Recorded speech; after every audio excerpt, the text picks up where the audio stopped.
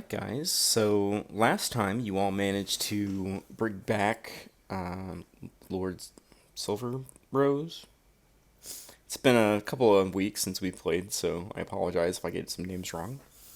You guys managed to bring back the memories of Lord Silver Rose, as well as inform several different townspeople of the unfortunate situation that befell Thomas in the ruins.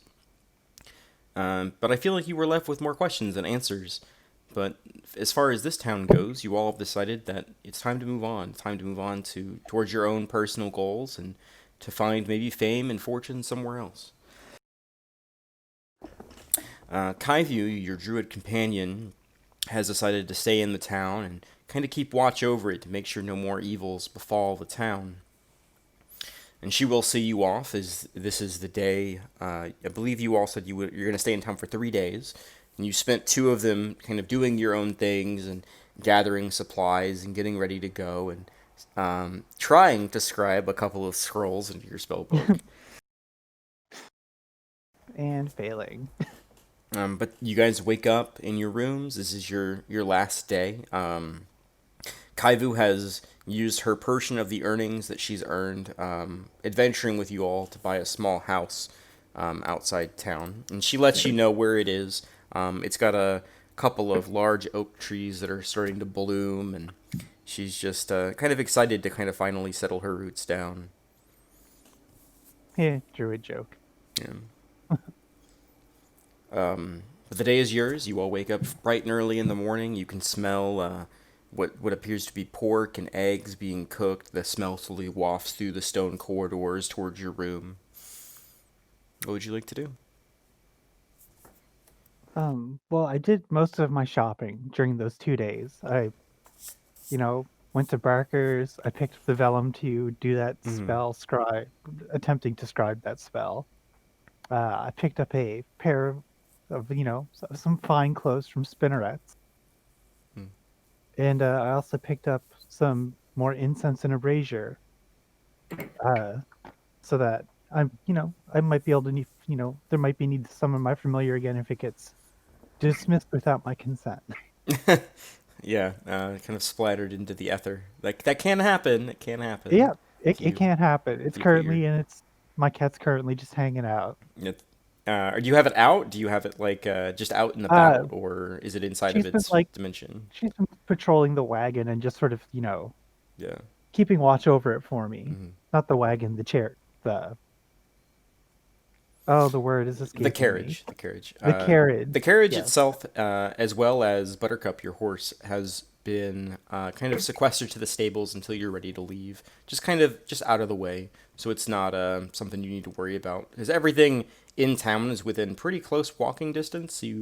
I feel like that would have been the most prudent decision for you guys to make. Yeah. Of course, free of charge. You've done so much for the town. I would like to secure some hay for Buttercup for our journey, Yeah, that's no so that problem. she's not forced to forage. Yeah, that's easily done. There's several different little market stalls and stuff that sell feed and things like that for different animals. That's definitely something you can easily pick up here in Yeah. town. How many silver pieces to a copper again? Is it 10? That's 10. Yeah. So I'd spend, I know it's 1 copper per, so I guess I'd spend 2 silver Yeah, okay, on, so you get 20 days worth of pretty decent feed for it. Some oats and hay that's kind of been mixed together. nice.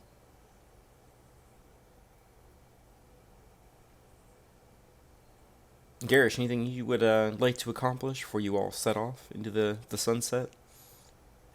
Garish is gonna head to the dwarven smith shop. Sure. You step inside, and you don't hear that familiar clanking in the. I believe it was an elven gentleman. Let me go through my notes here. I have like 500 pages of notes about this town.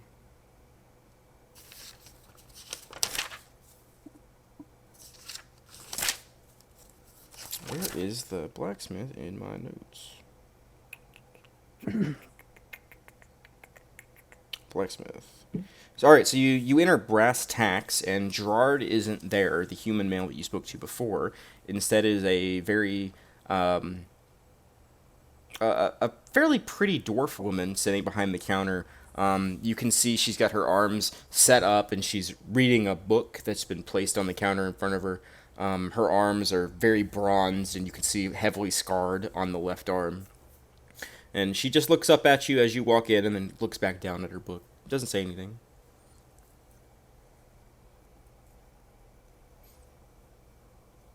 I think Garish is going to look for a defensive gauntlet he saw last time he was here. Yeah, absolutely. Yeah, she points you to the correct direction. She explains how to use it. And yeah, you can definitely pick that up. We discussed that after the game last time. That's just a shield, but it's not a shield thematically. My favorite brand. I can't believe it's not a shield. I can't believe it's not a shield. Yeah. But yeah, that's no problem. You can definitely pick that up. Feels good. Fits pretty well. When you first pick it up off the shelf and try to slide it in, it doesn't fit perfectly. But she takes it from you, makes a couple tweaks in the gauntlet, and then hands it back, and it's pretty snug fit. How much is that? I definitely know off the top of my head, and I'm not looking up the price of this object.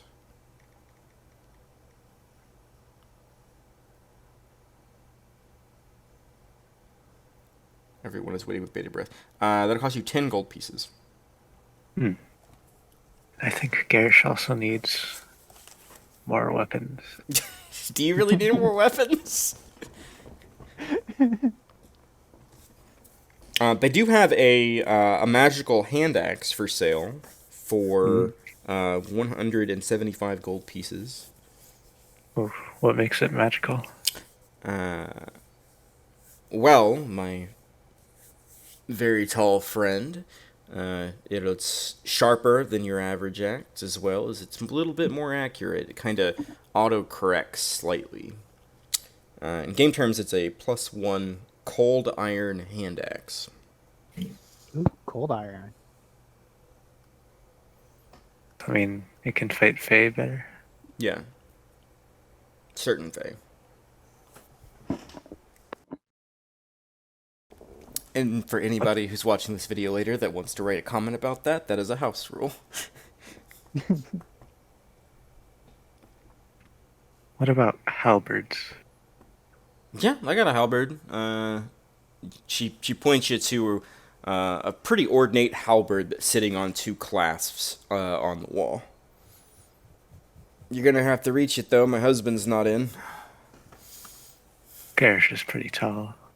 You reach it and pull it up off the shelf.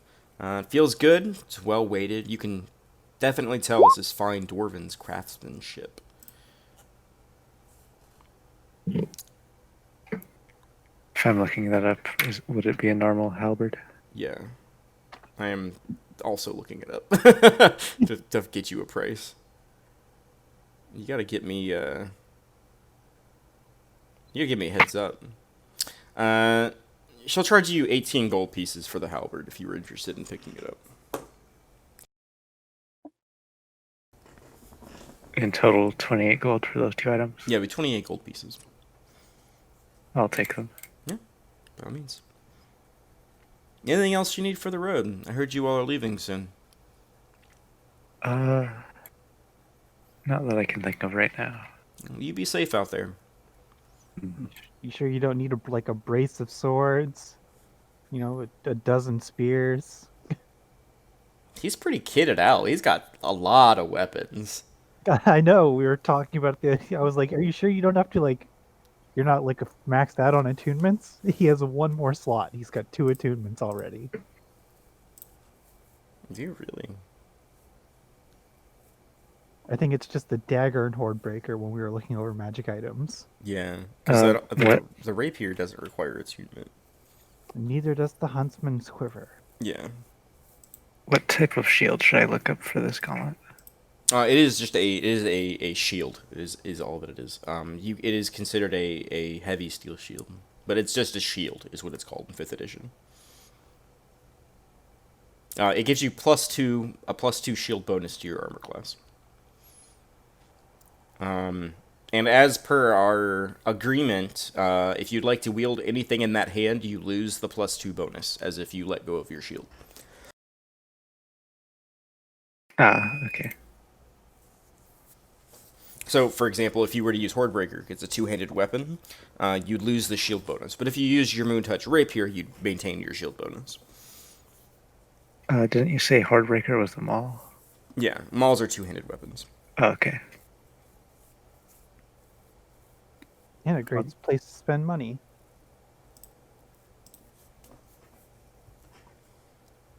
But still, more armor class could definitely save you in a pinch. Yeah. I've made the adjustment on my character sheet.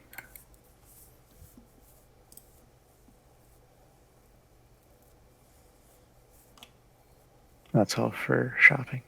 Sure, no problem. You head back to the inn, see Meklaresh sitting, waiting for you to arrive.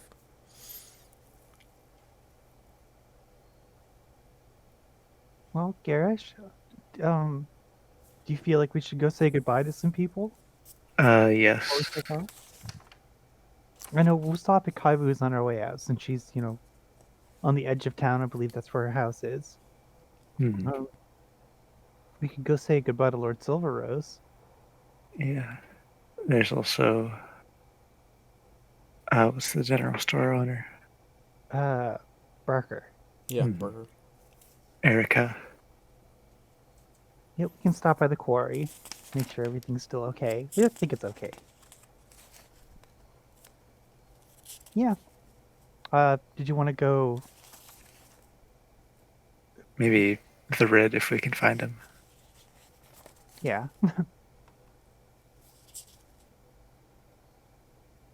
Is he currently in the tavern with us? You don't see him right now. Kind of looking around, you see a couple of Dwarven miners. The guy who's been sitting in the same booth for like 2 weeks.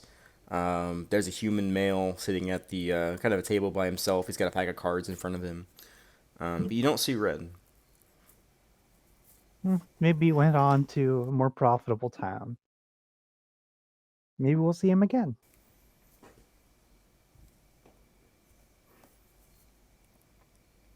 Who do we want to say goodbye to first? I think Barker would be the closest.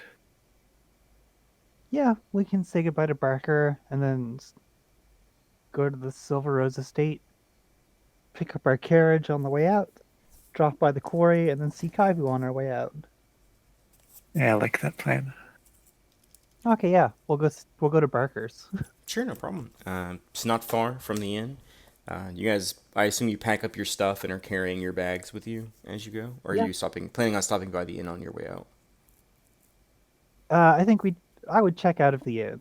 Okay. Give me 1 second. I'm gonna do some And math we'll here. say our goodbyes there, of course. Oh, you all are leaving so soon. Yeah, well, adventure calls and the day is short. Oh, that's understandable. Give me a second. And she pulls out a piece of parchment from underneath the counter and looks at it for a second, puts it back. I owe you some money back. And she reaches down and you hear the jingling of some coin, and she puts down 10 copper pieces on the counter. This is for the rest of your stay if you're not going to be staying with us for another 2 days.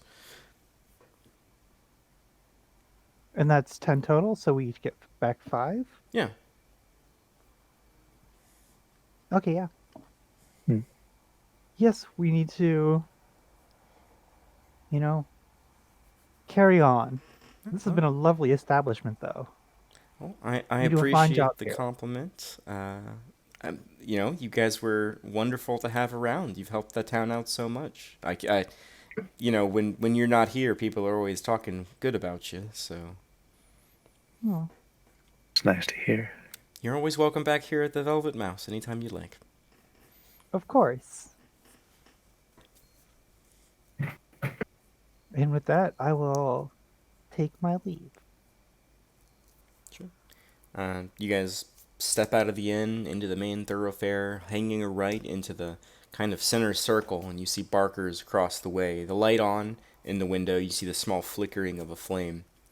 And as you all step in the building, you can hear Barker in his trademark voice, sort of slightly muffled from behind the door, talking to someone on the inside. No, that's not unusual. I guess I'll just go in. You guys step inside, and Barker's like currently haggling with. At least he appears to be a farmer of some sort, and they very quickly finish up their business as Barker sees you. My friends, welcome back. Anything else I can get for you? Not that I can think of. You've been a tremendous help while we've been in town. We're just getting ready to pack our things and be on our way. And I'll sort of like tug my straps of my pack. Oh, that's a shame. I can see you no longer carrying around your 10-foot pole. Can I interest you in another one before you leave town? I do have my 10-foot pole. It's in the quiver, I believe. Yeah. So he wouldn't see it. Is Yeah, yeah. the Oh, you said that. You said that to him. Oh, okay. Oh, no. Oh, I didn't mean to presume. They are, of course, the adventurer's best friend. Agreed. But it was an absolute pleasure, you all coming here. I appreciate the return of my goods and purveying of my services. You all are always welcome back. Of course, if there's one thing we know, when we need a bargain, we go to Barker's. Absolutely, Barker's Bargains. Best bargains in the land. Ah, it's so wonderful seeing you all. Ah, and he spins around the counter and knocks over a what appears to be a like silver like dish that clatters on the floor and kind of has that like rolling like top thing to it where it like clatters and rolls for a second. But he ignores it and he runs up to Garish and just wraps him in a big hug and I'm gonna miss you, my big friend. And he goes over to Mech and he gives Mech a hug as well and says, oh, I'm gonna miss you both so much. I'm gonna hug him back. I imagine Garish just stood there. He gave a little pat. Yeah.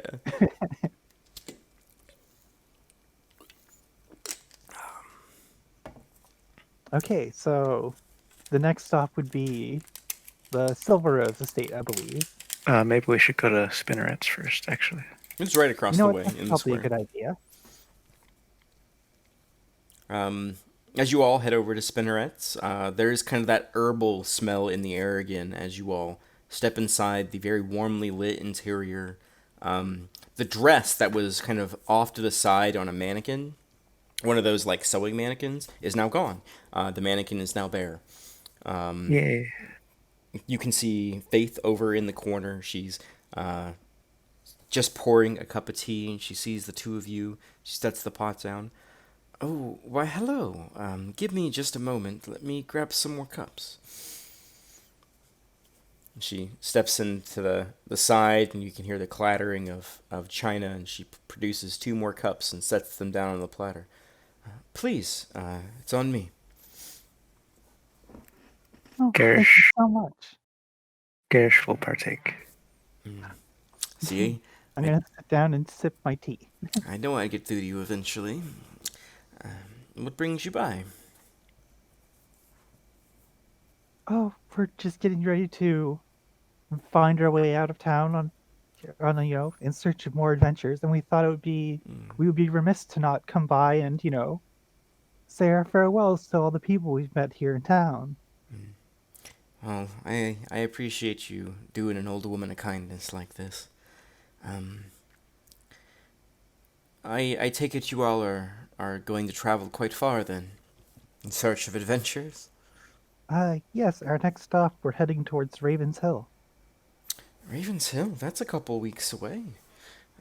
Yes, it's the next stop on our journey towards Guiding Light. We Well, don't anticipate it'll be too difficult on the King's Road. well, if you're gonna be traveling, give me a few moments. And she stands up and kind of excuses herself and disappears into the back room for a few minutes. You all I'm kind of just just gonna waiting. quietly sip my tea. Yeah, it's good. It's got that kind of like like herbal quality to it. It's not like a healing tea by any means, but it's definitely got like you can taste sage in it. Tastes It like green. tastes like green. Yeah. After a few moments, she does reappear, and she's got a bundle of like brown leathers in her hands, and she sets them down on the counter. These are waxed leather cloaks. Many adventurers take them off in their travels to keep out the rain, and I feel like you all might be able to make good use of them. Um, as a note, does my cloak protection offer the same sort of benefits as that, or would I I have? would say that because it's like a mystical cloak that it's probably waterproof. That's probably a good Okay, bet. yeah. I'll sort of, tug on my cloak and be like, I currently do possess some weatherproof gear, but thank you so much for your offer. Oh well, And I'll sort of look at Garish like, hey, you should probably take one. Sure. I uh, don't know if he'll wear it, but I'll take it as a courtesy. she smiles and she takes the other one and kind of puts it underneath the counter. Well, I really do appreciate you all coming to see me before you leave.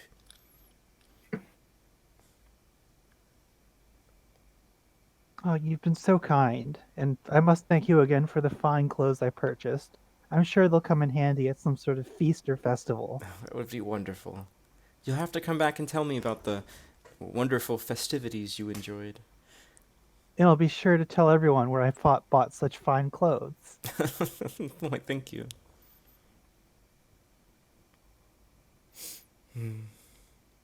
Well, don't let me keep you all day. I'll talk your ear off if you manage to stay.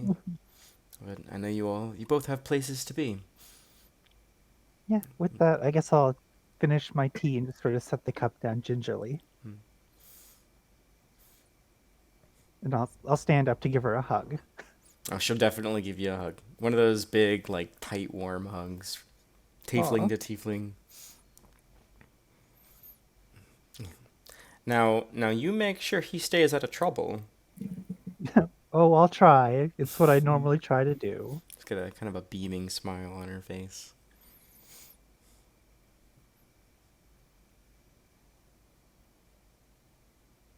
Garish, Garish. goodbye.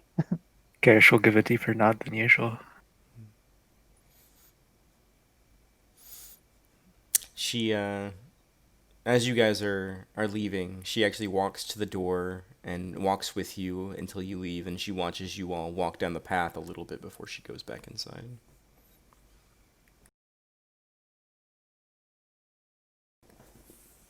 Where to? Uh, the quarry's on the edge of town, right? It's on the southern side of the town. Lord Silver's is kind of like the eastern side. So, well, it's the quarry's in the southeast, and his is in the east. So you could go to either. They're about equidistant from where you are now. Yeah, and Kaivu's house is. Off the north, the direction you're going. Okay, so that's definitely the last stop. Uh, I guess we go to the quarry first, and then Silver Rose, Sure. and we'll grab the carriage on the way back through town. Yeah, so we'll stop by the quarry and see if Eric is working. Sure. You all make your way over to the quarry, and you can hear the sound of metal clattering on stone as you before you even get close. Numerous pickaxes are kind of ringing out, and you can hear people shouting, and you can see as you finally get to the point where you can kind of look down and see what's going on. You can see, dwarves and humans and elves all kind of pulling on these ropes and pulling these big stones and shifting them and moving them on platforms that are up above. Down below, you can actually see Erica shouting at some of the people, be careful, safety stuff. There's one guy that looks like he's kind of slacking off, and she watch her jump on him. And then over by the front of her little shack that was out there, you see Red. He's sitting there, and he's got a tankard of something in his hands, and he's got a big old smile on his face, just watching all this happen. Do you want to go? Do we want to go say hi to Red first, since Eric is in the middle of being the boss? That sounds like a good idea. Sure. Yeah. Well, You guys head down the slope path and you make your way towards the shack. Red sees you and he kind of stands up and wobbles a little bit and then he gives you guys a big old wave. Red, how fare you? Oh, I'm fair and fine, lass. Not a problem here. Everything is wonderful again. I'll be singing stories about you three for a long time. Where's your short friend? Oh, she actually bought a house on the edge of town. She's actually going to be staying, which brings me round to what we're doing here. We're just making our rounds and getting ready to say goodbye. No, no, no. You have to stay. You're such good company. Oh, but the call of adventure. We have things to do and She's a places to be. strong-willed mistress, isn't she? She Yeah, certainly is. you gotta pay the call her due. I get it. There are more songs to be written about us. Well, when I get to traveling again, I'll definitely, well, I'll tell some people, maybe some embellished stories of what y'all have done. Oh, I would appreciate if you could keep it more on this side of truth. Oh, of course, of course. Would you ever think that I would say some falsehoods? No, never, never. There's just sometimes embellishments can lead to expectations, and I wouldn't want to rise above my station. I'm just saying a crew that managed to capture a load of criminals, unravel mysteries here in the town, saving us from a salvation of a tyrant leader whose heart they managed to warm and turn back towards the people. That song's worthy of singing about. Oh, we thank you. Uh, does Erica still look busy? Yeah, as you like turn and look at her, she's pointing and she's shouting at some people, and Red takes notice of your kind of curious glance in her direction. Ah, she's gonna be busy for the rest of the day. You might as well just go say bye. Oh, okay. Well, it was nice seeing you again, Red, and hopefully we'll see you again in the future. Oh, it won't be the last time. Like that, I'll do a little curtsy. He gives you a nod and raises his glass up. You just watch a little bit of like liquid spill out the top. Oh, damn it.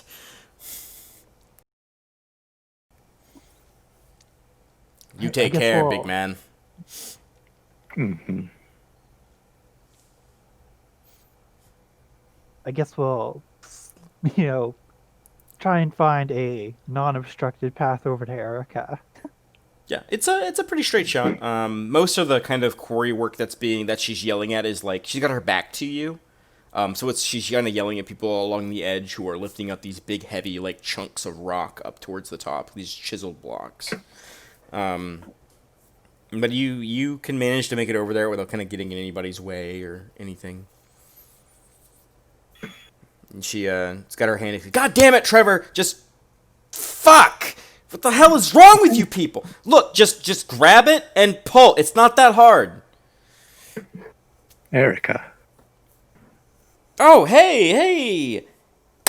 Mine's back open. It's fantastic. If these fuckwads could ever figure out what the fuck they're doing, it'd be great.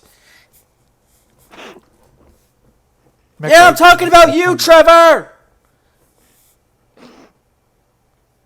Meckler is gonna giggle a little bit. What y'all doing down here? Mines are open. You don't need to come in here and clean out any monsters anymore. Well, we Oh. came to say goodbye this time. Y'all leaving? Hmm. No shit. No shit. Well, hey, you ever find yourselves back in town, I'll buy you a drink. We'll be sure to take you up on that offer. She kind of looks at Garish. I'll buy you two. Looking forward to it. But don't let me keep you. I got these friggin' rabble to keep in check. Tony, get your freaking head out your ass! I'm sorry. I gotta take care of these guys. I wish you guys well in your travels. Avoid bandits. assholes, and drunk people. And then she kind of like sees somebody else doing something they're not supposed to, and she like runs over to him.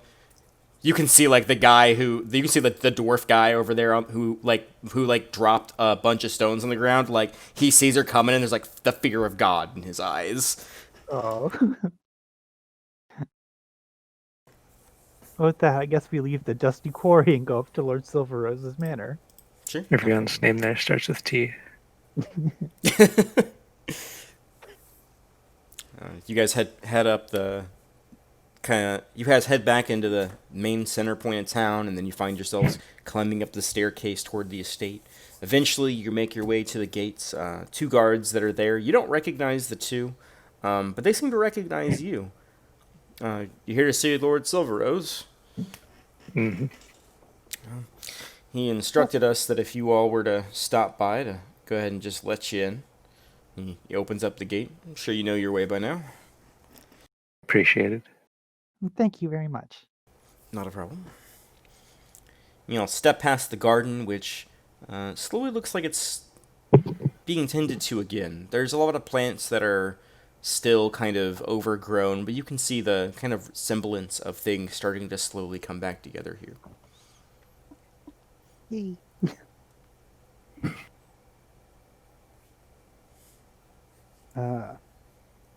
I guess we'll make our way into the main foyer Sure. and just see if there's anyone standing guard to either greet us or You guys make your way inside.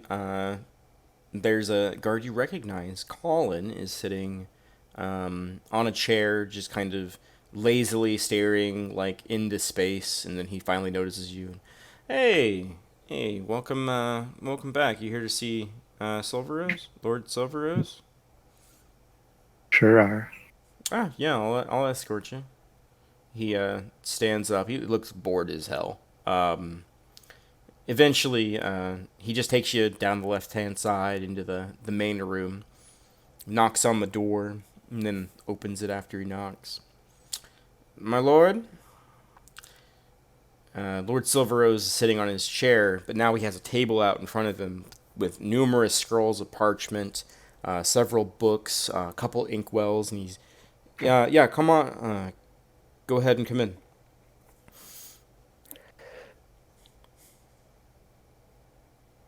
His eyes just kind of glance up from the paper and see the two of you. And then his entire posture changes to a more lighthearted posture. Oh, I'm going to give a little curtsy when we walk in. welcome. Please have a seat. There are several other chairs around the table that he's at. I'll take a seat. I apologize. Thanks. There's a lot that I need to do. A lot of people I need to apologize to, and a lot of wrongs I need to right. What brings you here today? We are leaving town today. We're coming to say our goodbyes. Well, I was hoping you all would stay longer. There's always much more adventuring work to be done, but I suppose things that I would have you do are probably a little bit below your caliber, based on the things you've done. Our companion, Kaivu, will still be in town. She bought a small house on the edge of town, so she'll be available if you so need her. She came by yesterday, asking me about properties for sale, and I directed her towards it needs some work, but she seemed eager. At least we'll have one solid adventurer still in town.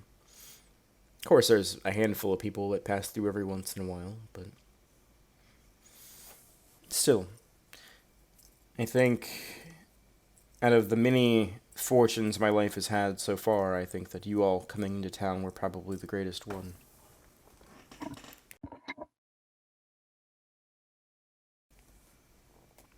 We thank you for such a high praise.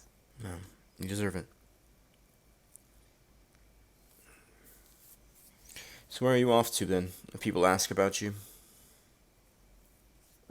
We decided our next destination is going to be Raven's Hill. Even so, I haven't gotten many missives from them in the past few weeks. They started to slow down. I'd be careful heading that way.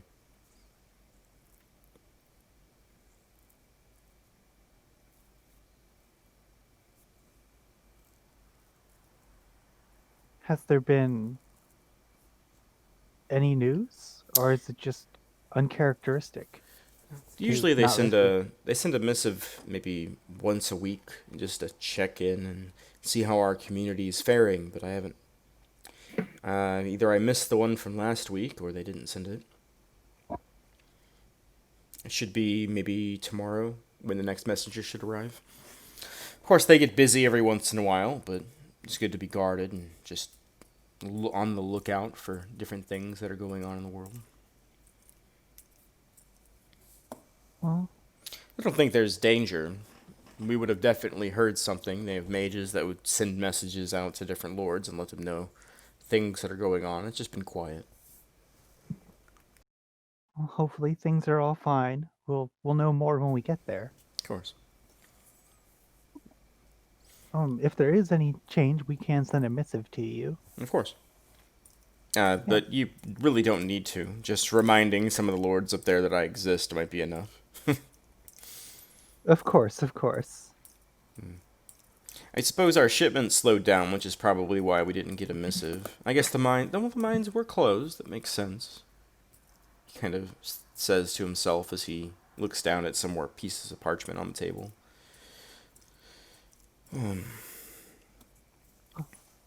It seems you are incredibly busy. We won't take up too much more of your time.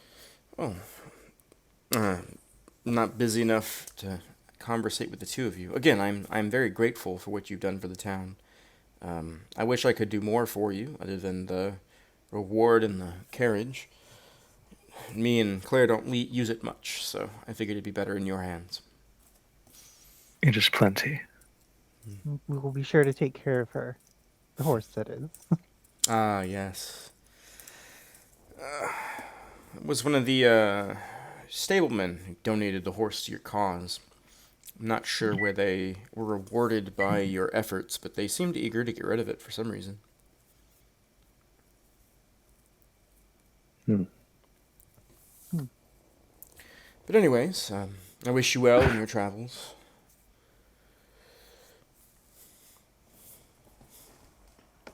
And we wish you well on the prosperous rebirth of your town. Well, it's a long way to go, a lot to do. But I wish that as well. And as such, we'll leave you to it. And I'll stand and curtsy again. He gives you a nod. Garish a nod. You take care. Bow.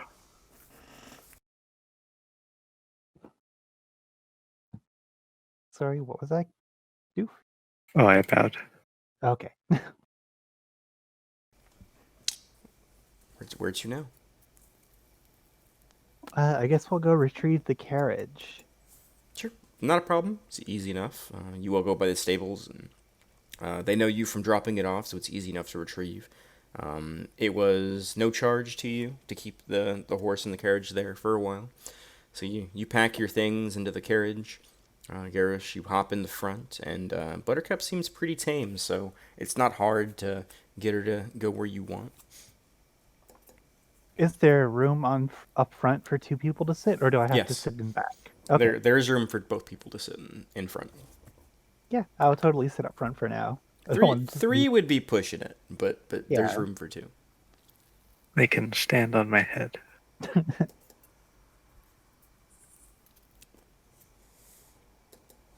Yeah, and I guess we'll go see Kaivu before we leave. Sure. You guys head over to head north of the town, a little ways off from the town, maybe like a 5 minute ride. You eventually find a small, looks kind of rundown cottage. You can see Kaivu outside, and she's waving her hand, and there's huge sloughs of dirt that kind of shift over as she moves some of the rubble. She catches the two of you. She gives you a wave and beckons you come over.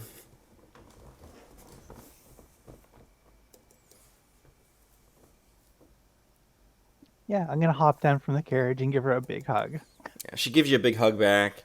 I'm gonna miss you guys. Oh, we're gonna miss you too. But if this is what you wish for, I mean, who are we to stand in your way? I'm just afraid that that Dragonborn lady might come back. I feel like at least one of us should stay to make sure that nothing else happens. Oh, we're gonna be on her trail, so don't you worry. If Yeah. we'll find her for you. Well, if you find her, give her a 1-2 for me. She fucked a lot of people's lives up here. Sure thing. Well, we might even give her a 3 and a 4. Good. Anyways, you guys are leaving, right? Yeah, we've said our goodbyes in town. We wanted to make sure we stopped by and say goodbye to you too. Oh, do me a favor. And she reaches into her pack that's on her back, and she flips it over, opens it up, and ruffles around inside of it, and she pulls out a small pouch and hands it to you. You guys, if you guys make it to Guiding Light, just can you leave this at the statue of Priscilla? It's the big lighthouse. There's usually a small shrine there. Just leave it there for me. It's for some comrades that are out at sea. Of course.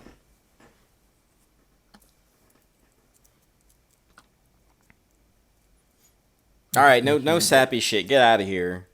I got a lot of work to do. Okay, with that, I'm gonna give her another big hug. Yeah, she hugs you back. It was good knowing you, little kaiju. I'll see you again. Team big and small, remember? Tall and small. Tall and small.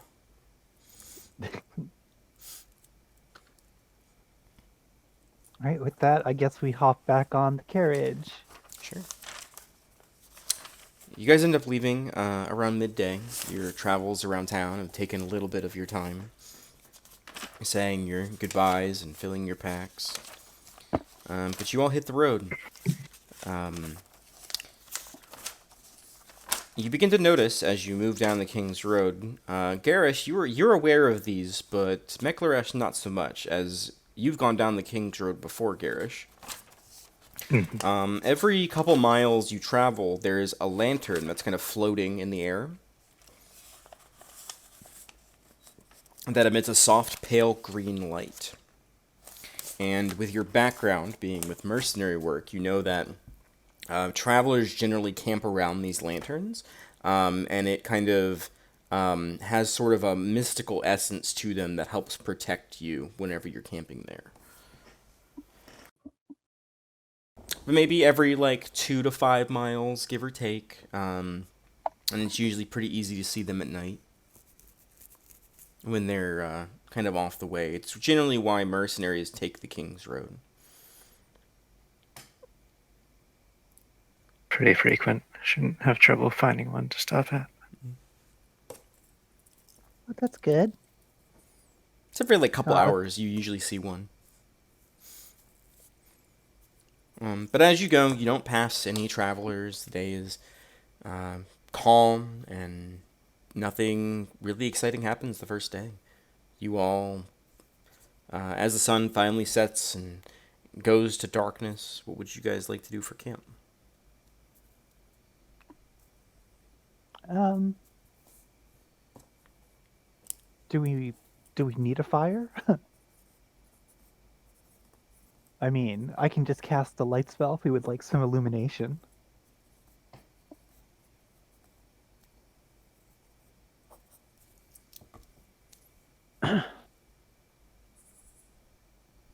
Garish? Uh, well, how cold is it out? It's almost midsummer, so it's pretty warm outside. It doesn't get very cold at night. Maybe no fire then. Yeah, I'll just make a light rock and just have that. Well, we set up our, you know, our packs and set out our mess kits and have some rations. Mm-hmm. That's easy enough. Where would you like to camp? You just off the side of the road? Would you like to keep going until you find a lantern? Oh, I thought we stopped at a lantern. I would prefer to stop at a lantern if that's possible. Yeah, Yeah. you can see one like kind of on the horizon. It's about maybe 30 minutes away, but you guys kind of push forward and eventually make it to the lantern. Yeah, I'll definitely use my light rock to help the horse see. Yeah. with the stars that are kind of illuminating in the clear weather, the path ahead of you is pretty clear. So there's no overcast, no storms that you can see on the horizon. Just a nice, easy day.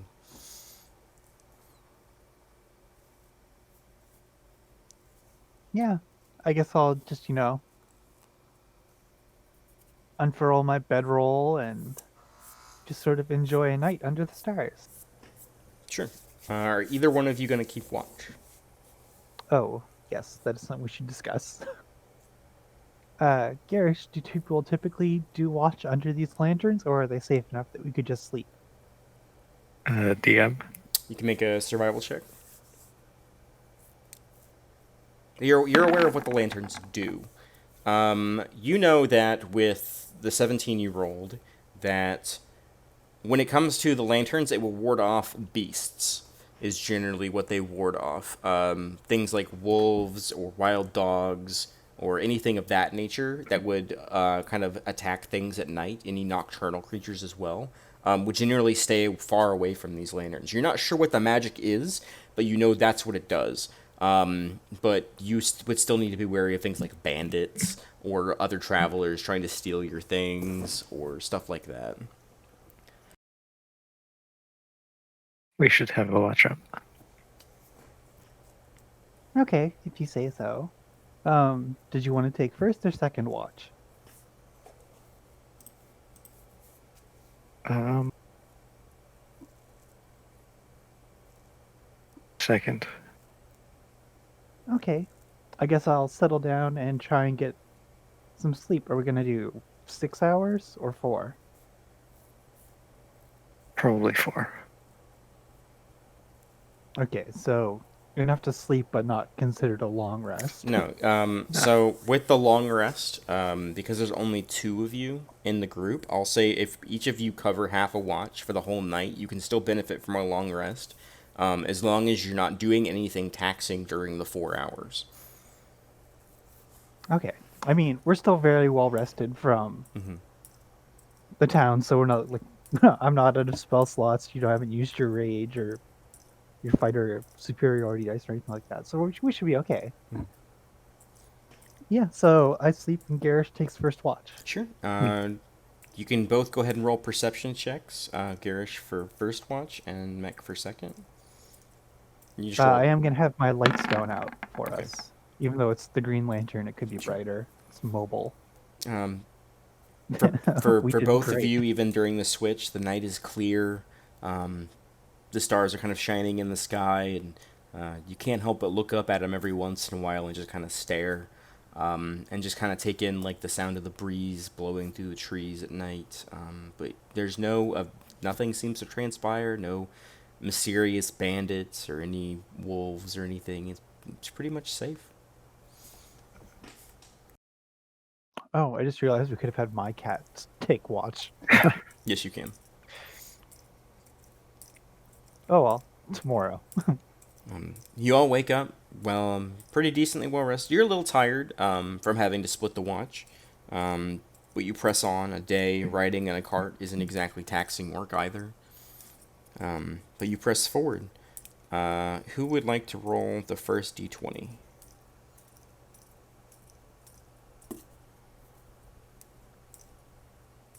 I'll do it. All right. Go ahead and roll a d20. 17.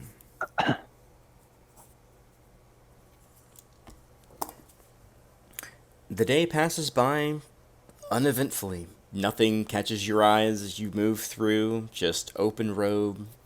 Again, no other travelers cross your path, just clear skies still.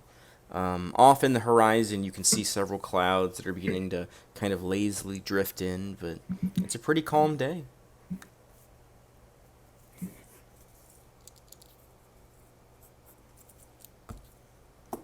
Once again, the sun sinks in the sky and bathes the world in darkness. You all circle up your camp. Would you like to use your cat to keep a watch this time? I believe I would. Okay. So you both can roll perception checks for your watch.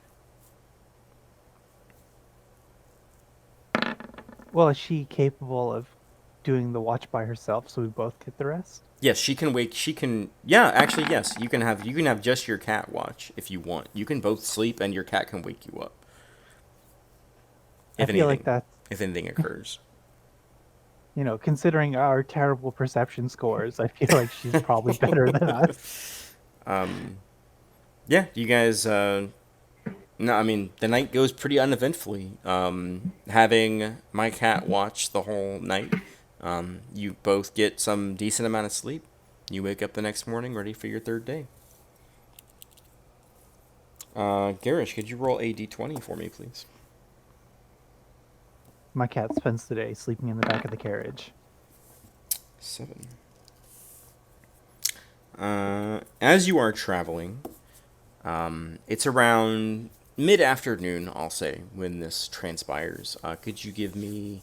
Are you both on the front of the cart, just kind of like looking around? Yeah, Yep. yeah, I would hang out with Garish. Meklarash would notice first, but Garish, you would also notice, kind of off in the woods a little ways, a glint of metal catches your eye, and as you kind of both are glancing over in that direction, you can see a chest. It looks like a treasure chest, just sitting in the woods, kind of like obscured by some branches. This seems incredibly suspicious. I was gonna say this seems a little suspect.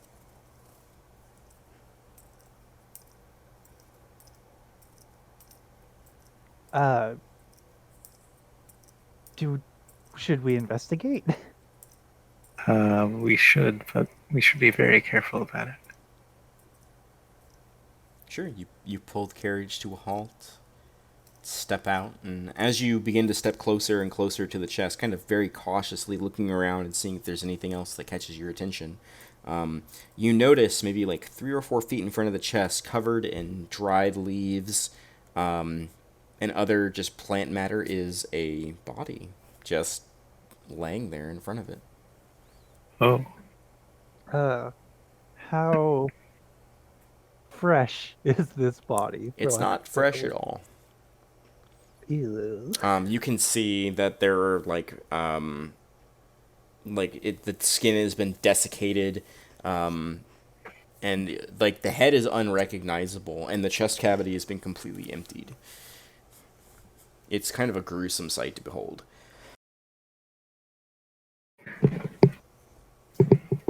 Does it look like it was reaching towards the chest, or does it look like it's been moved around by the small animals and carrion feeders of the Uh, give forest? me a give me a medicine check as you kind of glance over the body, because I'm assuming you guys are being very cautious. yeah. Yeah, I mean, Oh, no. we're so good. it's really hard to tell what happened to it, because like one of the arms is like not even there. Like it looks like it's been tossed and picked over by scavengers, so you can hardly glean any information about it. Hmm. I wish I had detect magic memorized, but I don't.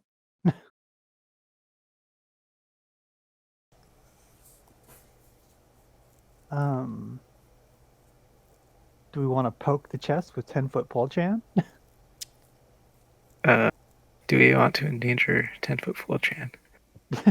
Do we want to just grab a stick, poke it from 10 feet away with a stick? 10-foot stick chan? I'll see if there's something I can pick up and throw at it. Yeah, I mean, you're in the middle of the woods. There's numerous sticks, small rocks. You're about maybe 30 feet off the trail, so there's a lot of fun stuff around. Yeah, my cat's still on the carriage, just sort of like keeping a lookout, Okay. see if in case anything attempts to approach. I'm gonna throw a rock at the chest. Um, make a dexterity check.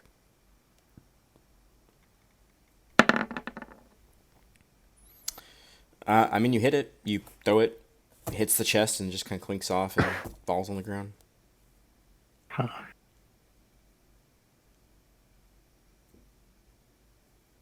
I'm just gonna like wait for a second, and after nothing happens after the rock hits the chest, I'm gonna walk over and put my hand on it and just try and ignore the corpse I mean, it's a as best I small. can. I mean, it's a metal trunk kind of chest. It's got looks like it's got reinforced metal along the sides. I mean, it's cold when you touch it. Does it look like a strong box for a caravan, perhaps? Kind of looks like a strong box. Yeah. Does it appear to be locked? No, it doesn't have. You can see where there's a latch on it, like on the front where there was a lock, or what you would put one, but you don't see one there. Cats Okay, yeah. have +3 perception. Got it. I will attempt to open the lock or open the top of the lid. Can I ready an attack? Sure. Rapier. You flick the latch off and lift up the top of the trunk, and you can see there's a couple of copper pieces scattered in the bottom and a silver piece.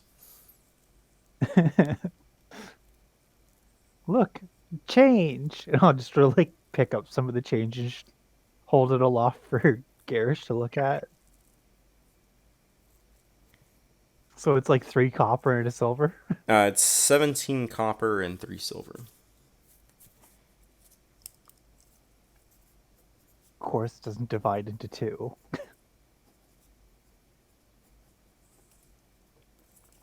But you can tell that there used to be a lot more stuff in this box. Yeah.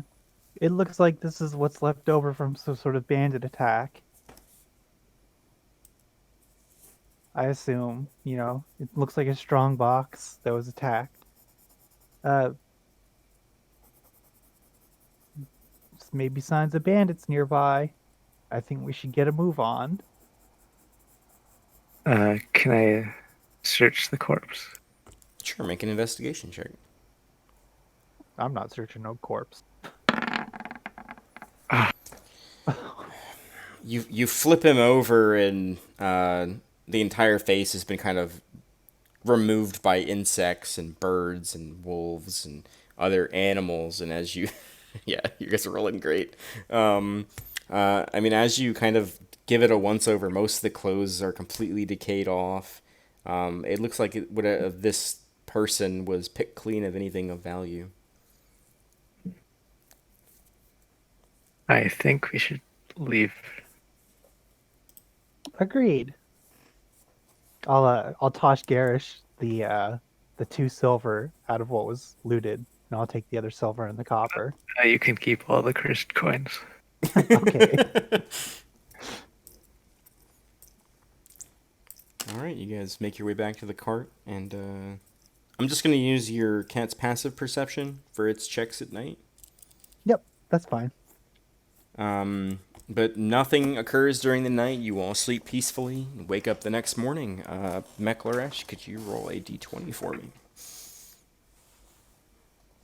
As you move on to the 4th day. Hacha. 6. As you all wake up on the next day, rain begins to just pour down on you as the clouds from the previous few days have finally made their way overhead. The weather is manageable, but it has slowed down your progress slightly as you proceed through the day. It even continues to rain through the night. I'm gonna put on Spinneret's clothing.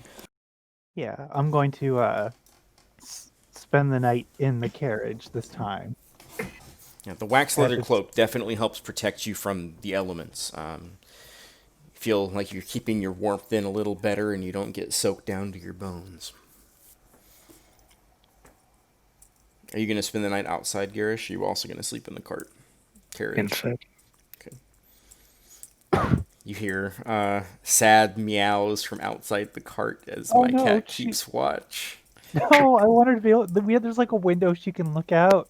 Yeah, Right. there's a carriage window. There's no good place for her to stand to look out the window. You guys would have to I will prop up my pack so she can Okay. stand on it. She's got like her front paws on the window as she stands on your pack. Good. I wasn't gonna make her stand outside and keep watching this so cruel. But no, nothing else transpires during the night. Just the downpour, the deluge. And you all wake up the next morning. And Garish, could you roll a d20 for me? As you guys move on to your fifth day. 6. Oh yes, I should be subtracting rations. 13. The weather begins to lighten up slightly. The rain begins to slowly subside. It's just drizzling, coming down. You make decent progress again, kind of making up for the past day. But with that, you all bed down for the evening. Again, no other events. Your cat is. Once the rain finally abates, the cat is happy to get out of the cart for a little bit, kind of does circles around the cart, and watches you guys sleep for the night. You all wake up in the morning. Mekleresh, I believe it is your turn. Come on, big money.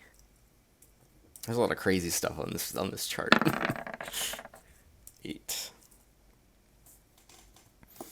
As you all make your way through the King's Road, the road splits into two. Off to the left, you can see a lantern, but off to the right, the road looks a lot more rugged and beaten.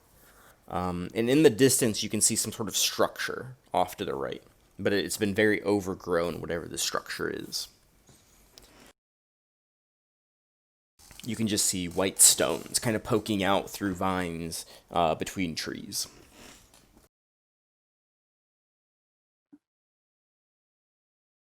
What do you say, Garish? I think we should investigate. I do too. You pull the cart off to the right hand road and go, continue forward for about 10 minutes until you finally reach this looming structure. Actually, before we get too close, I would like to find somewhere to pull the carriage off to the side Sure. so we could, you know, untether Buttercup and let her, sort of, tie her up with a length of rope so she can wander around and graze for a bit. Sure, no problem. That's easy enough to do. You secure Buttercup to a pretty thick trunk of a tree, a little bit off the road. The structure it had stopped raining by this point. Yeah. I think I said that for last night. It stopped raining. Yes. But you can see kind of crumbling stone walls ahead of you, and an archway that has partially collapsed in. The large keystone is laying on the ground in the middle of this big open archway. And you can hear the trickle of water coming from something inside the kind of barrier. I would like to try and investigate where the water's coming from so I can refill my water skin. Sure. Because I assume, I've been rationing it, but I assume it's not. I could find more water, but it's always nice to have it available. That's fair. Yeah, make an investigation check. 15. Hey, that's halfway decent. Sorry. All right, so you push past the archway, and you can see like the crumbling remains of some sort of a large building. And pushing past a few low walls, you reach out and you cut your hand on some sharp thorns, as you weren't expecting there to be thorns there. It just stings. It doesn't do any actual damage. No poison, nothing like that. Just a small cut. Ouch. But when you finally round the corner of one of the buildings to find the source of the kind of trickling water, you can see a fountain that's beautiful, completely untouched by the elements, is kind of spitting out water that's trickling down different smooth, round surfaces that kind of trickle down into other smooth, round surfaces until it disappears into the base of the fountain. The water itself looks clear. I really need to memorize detect magic before I go to bed tonight.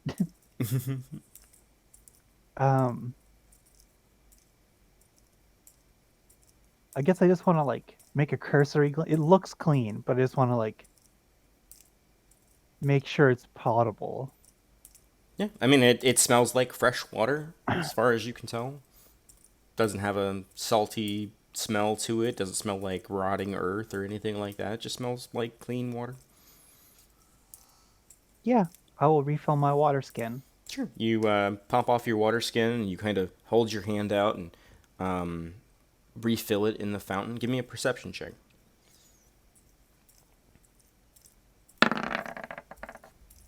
Okay. That's what I'm used to. Yeah, you refill your water skin. Garish, are you thirsty? Yeah, sure. If you, I'm assuming you guys like take a drink while you're there as well.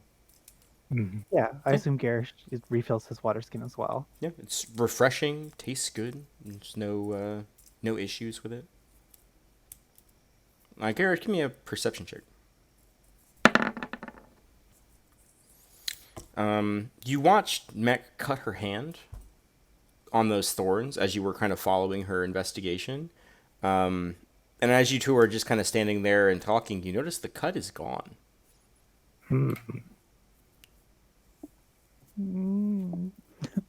She didn't notice, but you did. I'm going to point it out. Whoa! Do you think it's maybe the fountain that healed it? Maybe Uh, we could test it. yeah, I'm gonna take out my dagger and just prick my finger a little bit on it. Sure. It stings. A little bit of blood flows out as you just kind of prick the tip. Yeah, and then I'll take another drink of water from the fountain. Doesn't appear to do anything. The cut appears to be whole still, open. What if you drop some water on it? Yeah, I'll pour a little bit of the water on the cut. Again, the cut doesn't seem to, other than cleaning the blood up for a brief moment, it still begins to flow. Huh. Well, I want to walk over and look at these thorns a little bit. Make a nature check.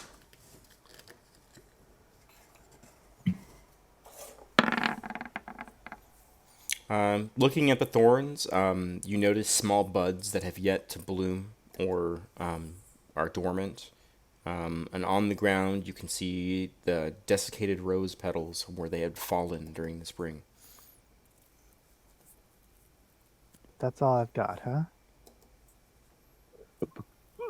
Hmm. Are any of the ruins around us intact? I mean, most of it just appears to be crumbling walls. Whatever was here could have been 100, could have been 1,000 years ago. But as you kind of glance around, you notice that these ruins kind of encircle this fountain, as they kind of like almost are framing it. And now that you're kind of like looking around and paying attention to your surroundings, it's very peaceful here. You can hear the sounds of the woods, but it's a lot more peaceful than it was on the road.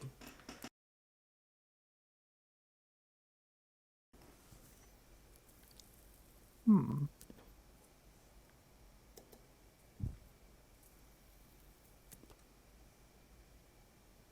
I am going to take another finger and prick it on one of the thorns intentionally. Sure, it stings. Yeah, it probably does. Now you have two fingers that are bleeding. Yes. I'm gonna bandage the one that's like daggered up with Sure. my kit. But yeah, and I'm gonna just carefully watch the one that I pricked on the thorn and see if any changes happen. The blood flows slowly out of the wound. Eventually it stops, but that's because of natural clotting.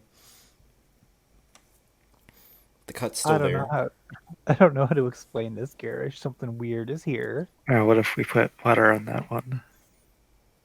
Yeah. Let's put some water on it and take another little drinky poo. Sure. You're gonna refill your water skin then? Yes. Yeah. You walk over to the fountain and you extend your hand into the fountain and you watch as the water kind of splashes against your hand, holding the water skin up, the wound slowly seals. But the one from the dagger is still not sealed. Do you take your bandage off? I do. I want to double check it. It is also sealed. So it didn't seal the first time I put water over it, though. You poured water on it from your water skin. Oh. So I think the fountain itself provides healing properties, but maybe not so much. The water itself is not enchanted. It needs to be flowing out of the fountain. I'm going to make a mental note of where this is. You never know. Sure. You roughly mental note. You know that it's a fork in the road. And if you were to pass by this way again, you'd know exactly where you'd go Say a better. because I'm a of your wanderer. wanderer background. Yes. Oh, cool background. Yeah. And I guess I want to try and find some non-ration food for us today. Sure, not a problem. Actually, wandering around the ruins, you find several berry bushes that you know are safe from your background and where you come from. Um, you're not too far from the mountains. You're pretty far, but not too far that you wouldn't recognize some flora that's safe.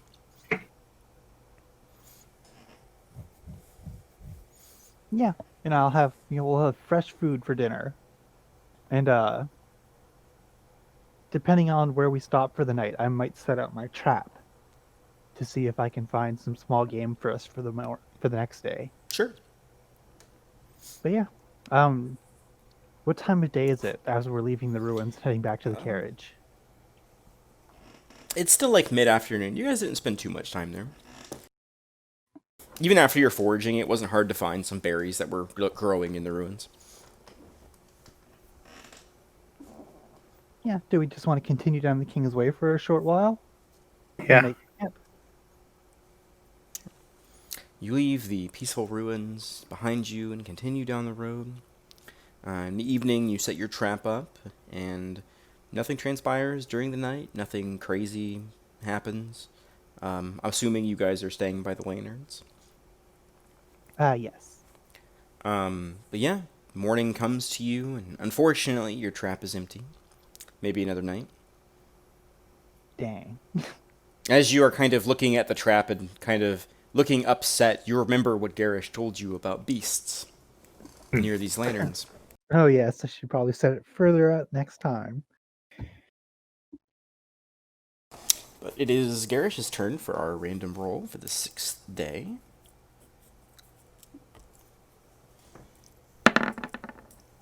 19. You continue down the path.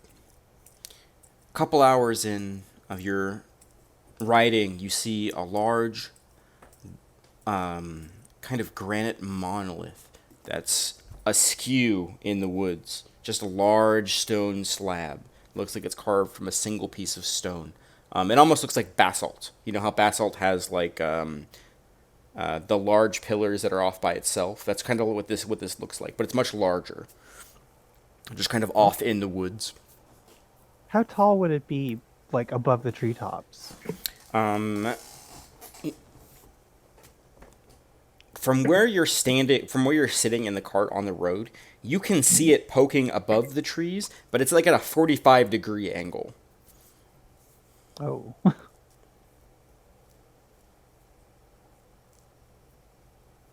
What say you, Garish? The call to adventure? Yes. Let's just hope it doesn't come to life. Please don't jinx us. You approach I guess the once again we'll have my cat, you know, yeah, look after the hang out the carriage while cart. we, I got you. I got you. yeah.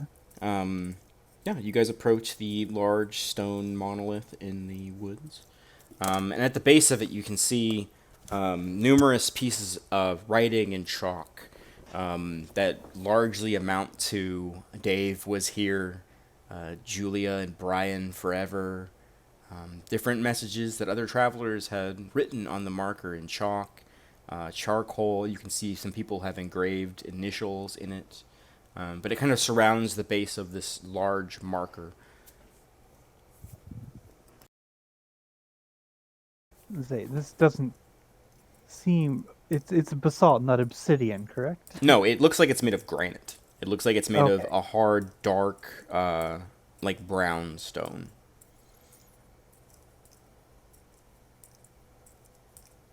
Okay. So, okay, gotcha.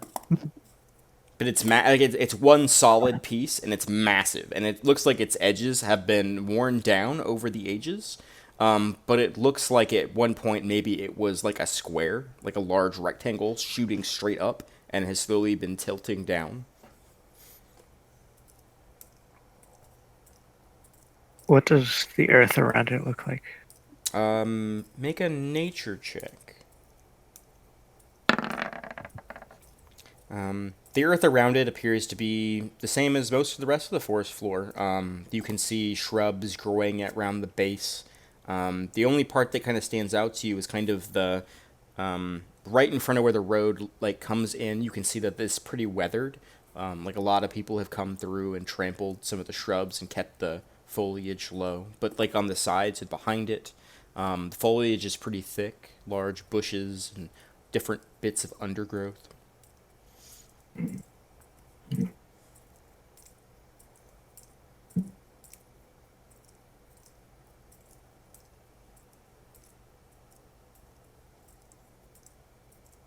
Hmm. Oh, I don't want to contribute to the stone falling over in any way whatsoever. But I guess I'll just take in all of the messages and just sort of give like a cursory glance to see if there's anything I recognize or, Sure, make an maybe a investigation check. Like famous name. it's the entire base is covered in all these markings. Kind of looking over the stone and glancing through it, you see a lot of names. You see the only name you recognize is Barker. Barther Kathir is written on it, and then you see it's pinned in chalk, and then underneath it, in the chalk, is pinned "Best bargains in the land."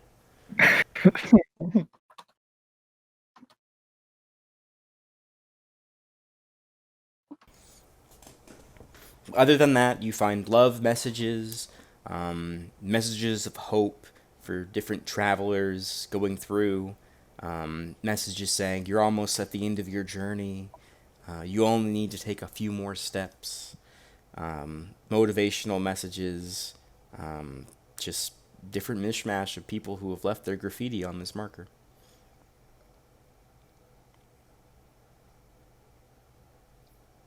Hmm. I don't have anything to write. Do you, Garish? Uh, maybe a bad pun.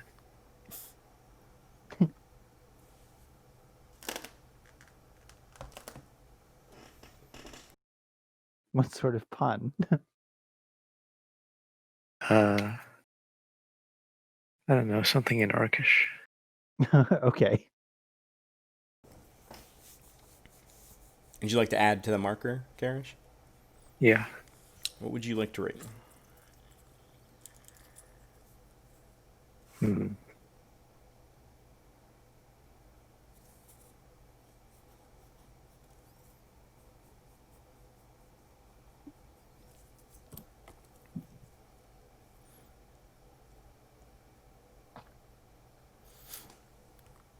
As you contemplate your writing and what you're going to write on the marker, you do notice there are several pieces of chalk that have just been left kind of in the underbrush, as you notice as your eyes kind of are looking about.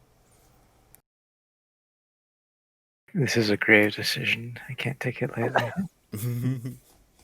Just write live, laugh, love in Orcish.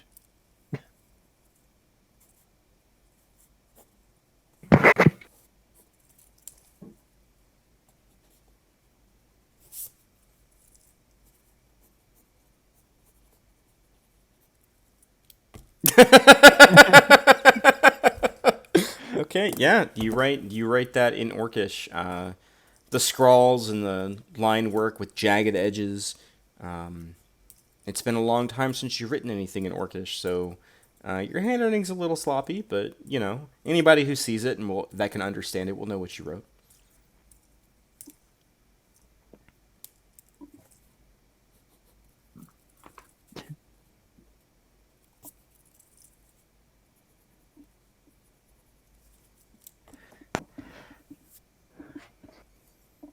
Yeah, and I guess I'll just keep my eyes out for any fruits of the forest or anything on Yeah. our way back to the wagon. Yeah. You find a tree that's bearing fruit.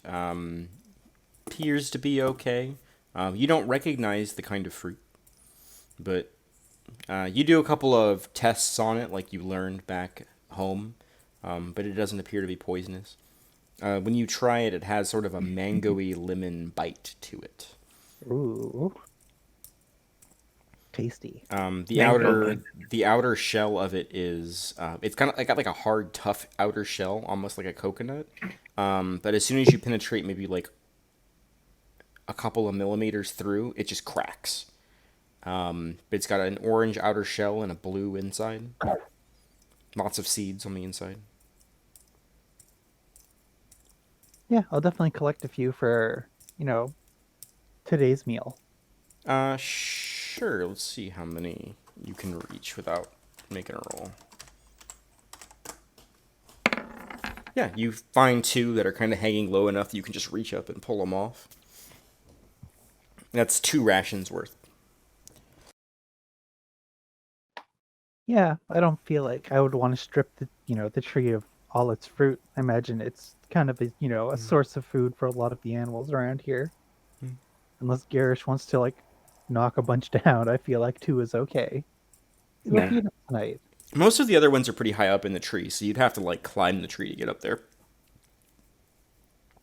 Where Garish could rip the tree out of the ground and just knock them all over. I have No. several types of axes. I feel like I'm okay with two. Hmm. Garish will take note of what the fruit is like. Maybe he'll paint it later.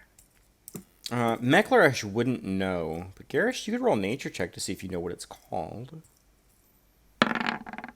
Nah, you've No. never seen it, but maybe you've seen it before, but like you never bought it, like because it's like one of those like weird fruits, you know.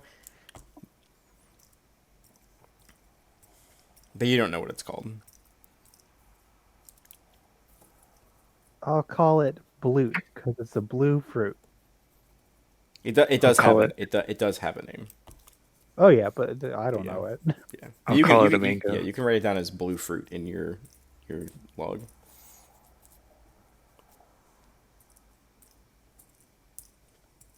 Anything else you guys would And like to do? no, I think we want to head back to the carriage Sure, no and problem. make our way to the next lantern around dusk. Yeah. The rest of your day goes without any issues. Night falls upon you. You all rest well. No issues during the night. Meklaresh, it is your turn for the roll. And you will begin your 7th day. 3.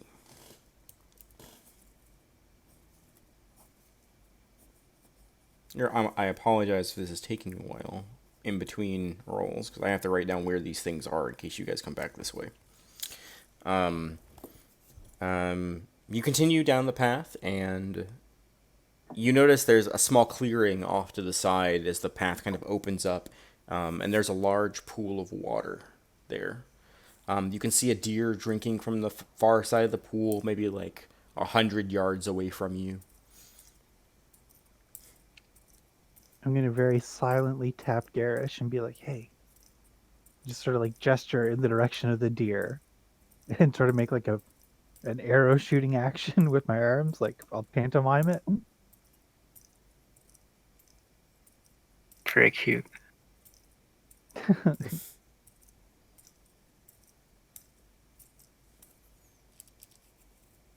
So Is I'm it a guessing, flag run deer?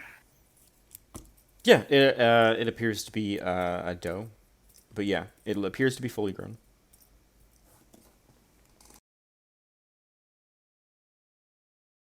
do it. Kill Bambi's mom.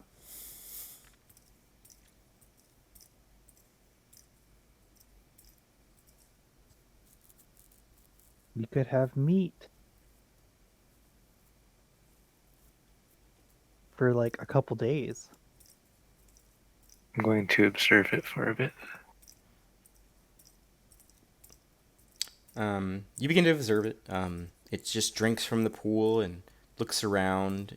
Doesn't seem to notice the cart for a few minutes, and then its head snaps in your direction and is watching the cart, not moving. Just watching I'm you. going to give it a thumbs up. It doesn't. It is almost motionless as it just stands there. I'm going to look behind us. Woods on the opposite side. Make a perception check.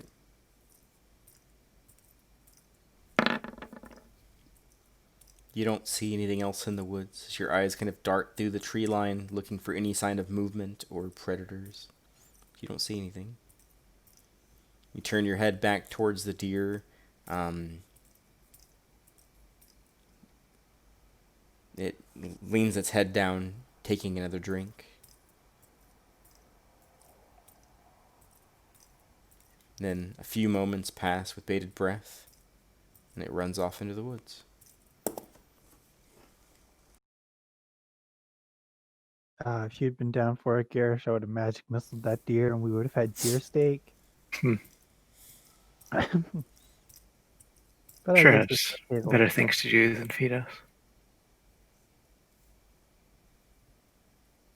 Was not expecting that. Well, I guess we continue on our journeys. Sure, not a problem. Again, the night is uneventful. Garish, if you could roll for the next day of travel as you all begin your 8th day.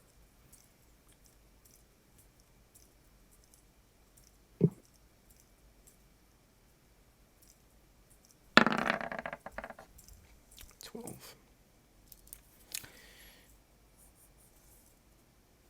The midday sun beats upon you. The heavy heat and the humidity from just the forest itself kind of releasing its heat. It's an exceptionally hot day. And in the distance, you can see a small plume of smoke further in the road, past a couple of hills that you can't see past. Is it campfire plume of smoke or something is burning like a big burn? Uh, the plume itself is black, if that helps. It's not white. So it's not wood smoke. It's But it's not. It something. doesn't appear to be a raging fire, but it appears that it's. You can definitely see it. It stands out against the bright blue sky. We should investigate then. Yeah, it's on the road, right? Yeah, it appears to be in the same direction you're traveling. Yeah, I guess we'll continue on. You guys continue on for about an hour, and then eventually you crest the top of the hill, and you can see a big heap of something that's been completely burnt to a crisp, and now the plume has been kind of slowly releasing from it. Whatever is there is slowly embering. It's maybe like I would say maybe like 300 feet in front of the where you guys are at on top of the hill. It's off the road, maybe about 20 feet. Let's Okay. go take a look. I want to scan the horizon and just see like, is anything around that would set a fire like this? Like, Make a perception check.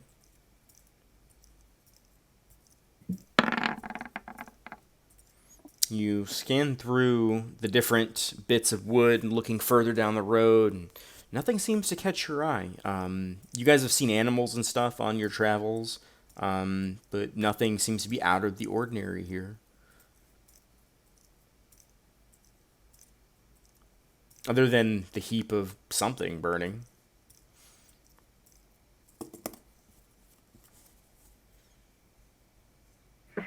I guess we'll continue our approach.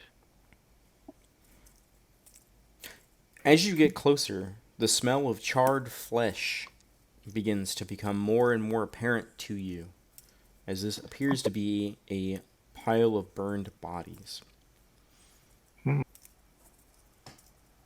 Maybe as you get closer and closer to it, you count 10, 15, 20.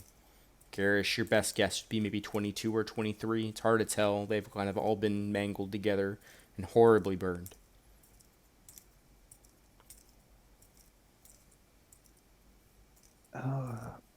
My immediate thought is maybe a disease outbreak, and maybe we shouldn't get too close to this pile of burning bodies?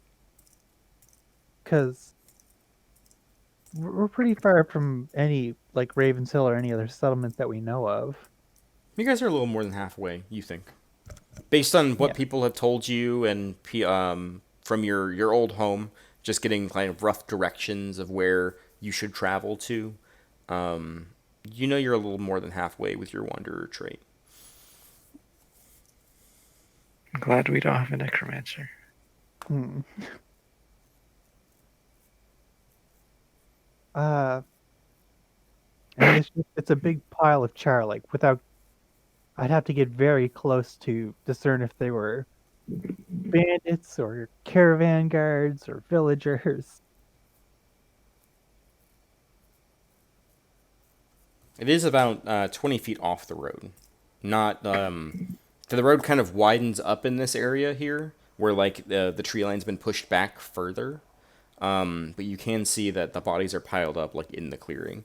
You can also see that there's like a ring of big stones that have been pulled out and kind of made around this so it won't catch the woods on fire. Um, But this has been the burning for a while. This is not a brand new burn. You can see that most of it started to die down. Would my cat catch an infection? I mean, it's a fey creature. I thought it was celestial. So I mean, yeah, it's a creature Yeah, from a different. It's not a real cat, if that makes yeah, sense. Um, yeah, of course. make an Arcana check.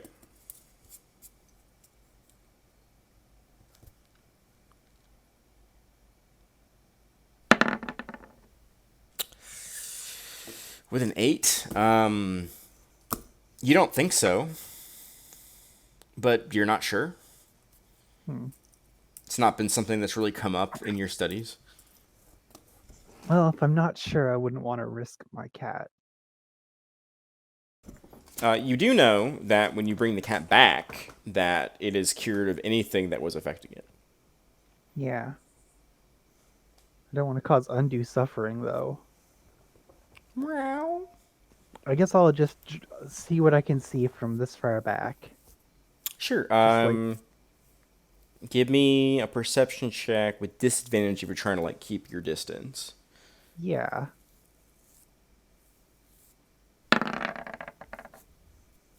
I mean, it's charred remains. You can see bits of flaked metal in it that are reflecting the midday sun. But it's really hard to get any fine details from this far away. If you want to try again, you're gonna have to get closer. I'm okay for now. Garish, did you have any investigating to do? No, I don't. You guys are just gonna continue down the road then? I think I am. I'm ready. No problem. You guys continue down the road and try to put the pile of bodies out of your heads as you continue down the way. Um, Garish, maybe 10 minutes further down the road, with your mercenary background, you definitely notice signs of battle. You see arrows that are plucked in trees that have been broken off. You can see scuff marks on the ground. It looks like a large force came from the western side of the woods towards the eastern side and was cut off by someone else. It doesn't appear to be anything that was left here, but you can definitely see like the marks in the dirt of the road and the kicked up cobblestones and the leftover arrows that there was something that went down here. Can I look off to the sides to see how far it goes? Sure. Make a perception check as you kind of look as you continue to have the cart move forward. Um, it looks like the signs of battle end at the road. It looks like they go a good bit west, but it looks like this is the point in where the battle took place. But it looks like you can see, I mean, trampled bushes and stuff coming from the west. It looks like a large force that didn't care too much about being quiet. So there are straight arrows? Yeah, you see stray arrows that are kind of plucked up high in trees, and some that have been smashed on cobblestones. Nothing that looks usable. It looks like this area has already been picked clean, but um, you do see that there are signs of battle for sure. Most of those arrows were fired from the west. Some of them were, yes. Some other ones were not. You see that whoever was here, kind of holding the road, um, did fire back with some ranged weaponry.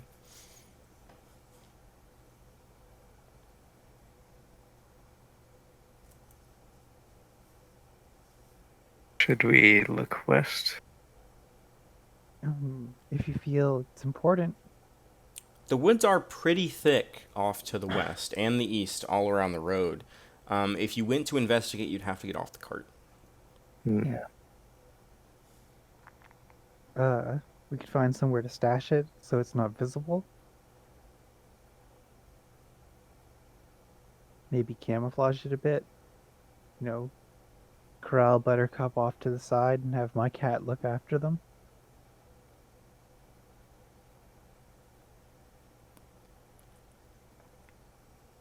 How does that sound?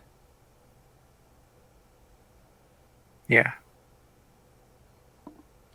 Yeah, we'll try and find like a small clearing to just or just, somewhere that's not too visible from the side of the road to Sure. Yeah, sort of, it's yeah. easy enough. There's plenty of tree cover and everything. Give me a survival check to see how well you manage to kind of obscure the cart.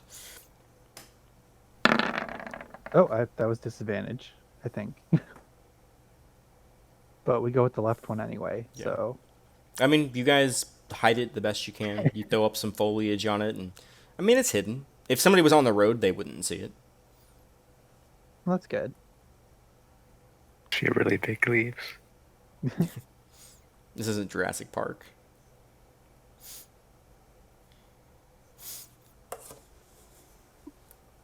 But yeah, Yeah, and I guess I'll follow Garish's lead on tracing the path of the battle. sure. Garish, you can make a survival check. If Mech would like to assist you, you can make it with advantage. I would like to assist.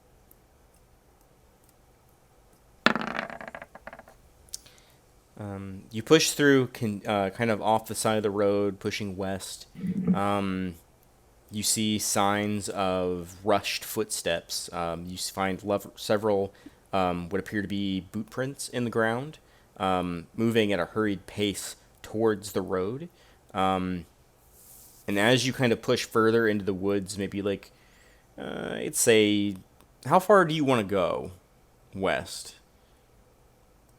Uh, I'll just keep going as long as I see signs. Okay. You definitely continue to see signs. Maybe about 100 yards back, it doesn't seem like rushed footsteps. It seems like maybe they caught wind of whoever was on the road and rushed forward. But you do see what appears to be very set footprints side by side as if they're marching. And it goes on for, you lose track of it for a few seconds, and then you find it again, and it just continues to go west.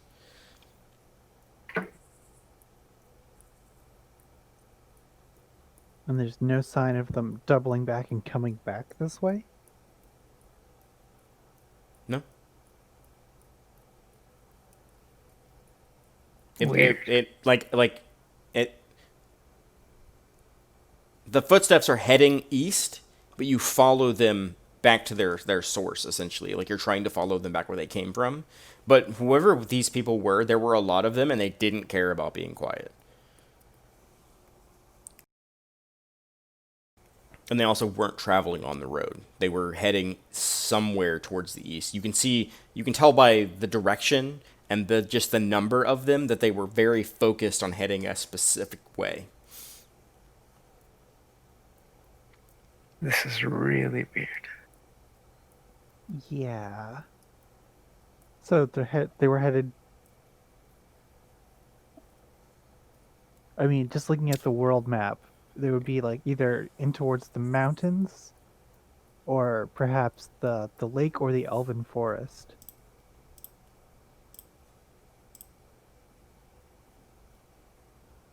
Do we want to double back to the main road? Yeah, I think so.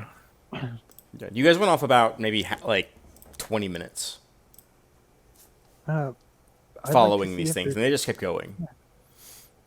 Garish, make an like investigation check as you are heading back. Just kind of still keeping an eye on the trail and trying to piece it together. You notice that most of the whatever these things were that passed through here were not as tall as you or Meklaresh. Most of them were a lot shorter. Huh. Shorter than Reiklerish. I'm 5'11". Maybe 3 feet. Oh wow. The good majority of them. There were, you can definitely tell there were some that were taller, but the majority of them, like the way the brush is cut, you would like brush that you just walk through and just kind of push through bushes have been kind of carved through. So you can tell that they were definitely shorter things here. As well, at one point as you're walking back, you spot a knife laying in one of the bushes, and you reach down, you pick it up, and it's carved out of bone, and it's jagged, and it's got black splotches in it, and it's chipped and broken. Looks very tribal. It's got very loose leather wrapped around the hilt that's not been cured very well. What sort of bone is it? It looks like a femur that's kind of been chiseled out. Some large beast.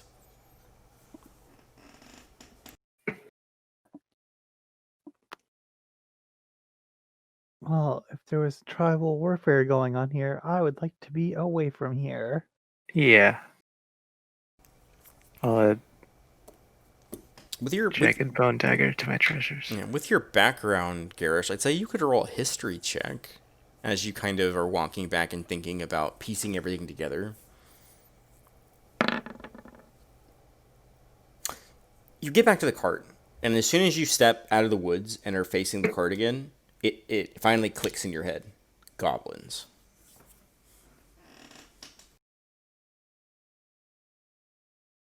Hmm. That seems like a lot of It's goblins. odd to you, though, because goblins aren't usually very organized. But the daggers definitely of goblin make. You've seen enough of them trade, and people trade stories at bars about how they took out goblin camps that were terrorizing people, and kept these kind of things as mementos. But goblins don't march. They they attack caravans and things of that nature. But this is much more organized.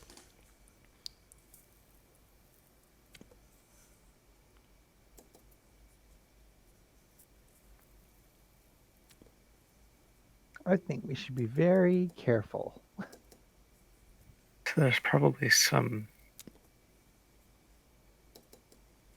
directing them. When we're back to the main road, is there any sign of where the goblins left, in what direction? And Scaris kind of looks over the battlefield once again as you kind of ask that question. You slowly begin to think that maybe the goblins ran into forces here on the road, and the goblins were defeated, and then probably was a pile of goblin corpses. And they are burned.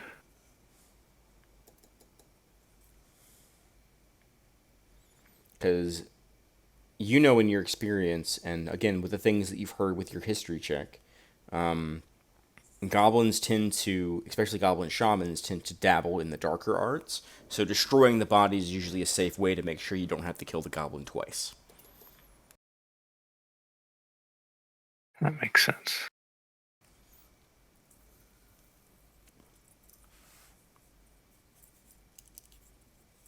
And there's the question of why did they march and who defeated them?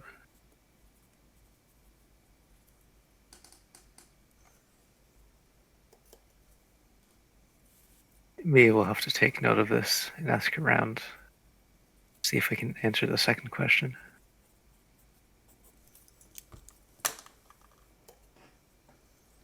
Once we reach a town. Yeah, I mean, it never hurts to spread news of, this sort of stuff. If there's organized goblins attacking, that's something, people might wish to know.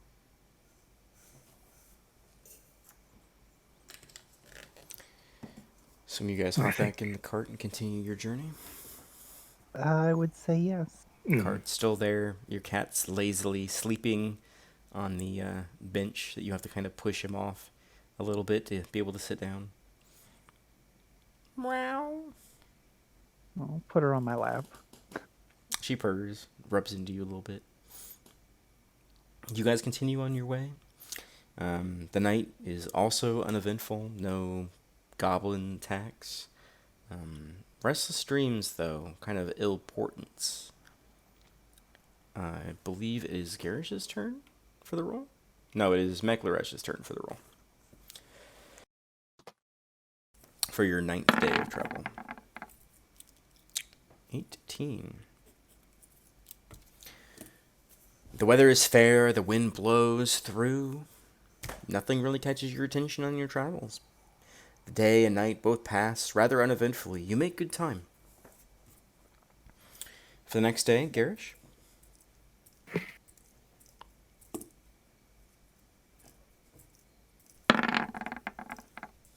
Again, another clear day. No problems. You make kind of pushing off the tailwind of your last of a couple of good days break with no major events. You feel good. You're definitely making good time. Meklaresh for the next day. 3. Again, nothing. Nothing happens. No random animal attacks. No bodies. No temples. Nothing. Just clear, open woods. I would like to take this, a short time before sunset to just, forage some food for us. Sure, easy enough. You manage to forage up a couple of berries, and at night you set your trap away from the lantern, and when you awake the next morning, it's actually caught a squirrel. Sure. Nice. Squirrel. It's good enough for one ration. If Yeah. you cook it on a campfire. Fantastic. We'll have to make a fire tonight. All right. And for your 12th day of travel, I believe it is Garish's turn.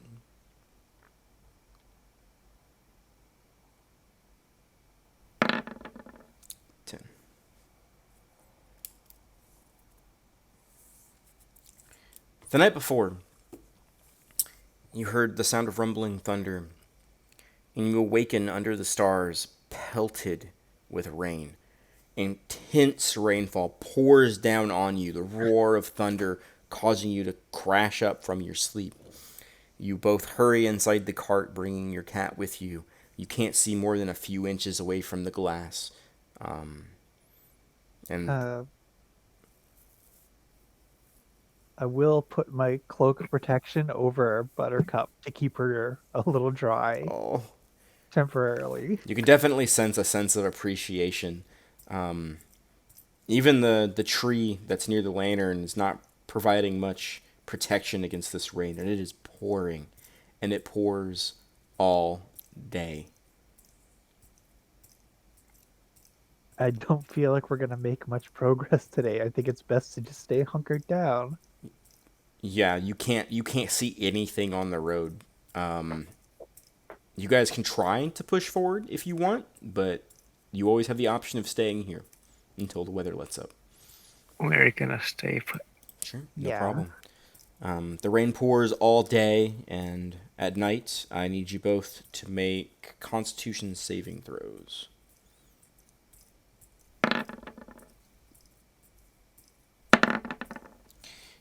You manage to find some semblance of sleep in the thunder and the pouring rain,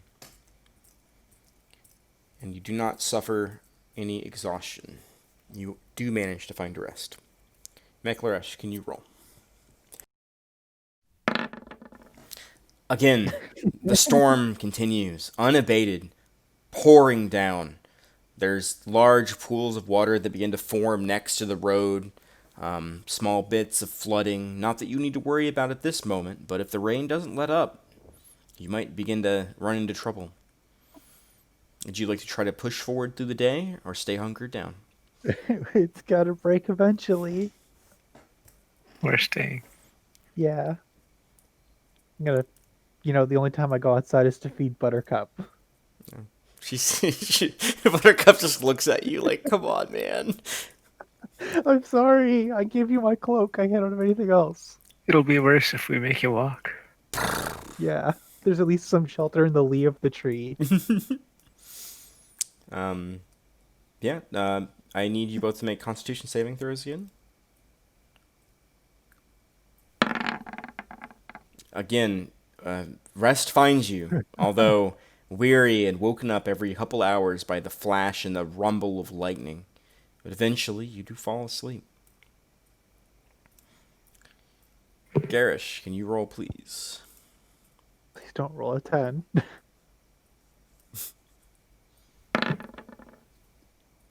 One. It's not a 10. You continue through the woods. You're getting closer to your destination now. The rain finally abates and begins to just send a faint trickle down. I'm gonna get my cloak back. And as you two are kind of fixated and looking in front of you, just a very light drizzle now, and the very distant sounds of rumbling thunder. Your cat is kind of looking around, just kind of huddled up against you for warmth and trying to stay as dry as it can. But you hear your cat go, meow, and she kind of lifts her paw up and points off into the woods. We can communicate telepathically, correct? Yes. Yeah, I want to just be like, "Hey, what's up?" It's not a direct talk. You can't like talk, Okay. but you can understand what your familiar is trying to tell you, and it's trying to say, "Hey, look over there." Okay, yeah. I will definitely look over there. As you look, you can see what appears to be um, a cabin in the woods. Um, no lights inside. Through the kind of mist in the darkness, it's hard to tell. It's only about maybe 100 feet off the road. There's a small trail that leads over to it. You outside the front, you can see that there's a covered porch, and several piles of firewood that have been neatly stacked in kind of a triangle formation on the porch itself. A rocking chair that's slowly moving back and forth with the wind.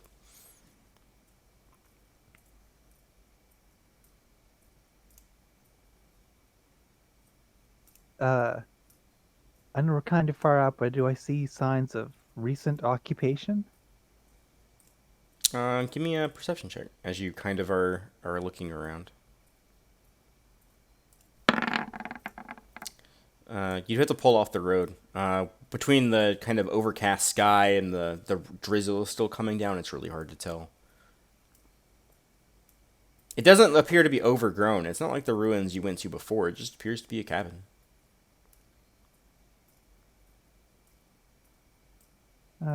How far away do we feel like we are from Ravens Hill? Uh, you guess you're maybe like just a couple of days away. You're almost there. It is a Do you want little to? hard to tell because of all of the days you had to spend kind of hunkered down, and then the weather hasn't been cooperating with you all very much. But you feel Yeah. like you're almost there. Did we want to check this out? I mean, it could just be someone's home. Not like it appeared on a one. Maybe we should. Well, I mean, that's kind of metagamey, but Yeah. As a note, the table is completely random. One is not a yeah. bad event, nor is 20 necessarily a good event. Well, 10 was pretty awful. The No. further we get from 10, the better it gets, right? Yeah. So you want to check it out? Yeah. Yeah, we'll swing the carriage down and just see what's going on. Sure, easy enough. You can actually take the carriage down this little bit of dirt road that leads towards the front of the cabin. As you get there, it appears the glass panes are still intact. The place looks lived in. Looks like it's been lived in for a long time.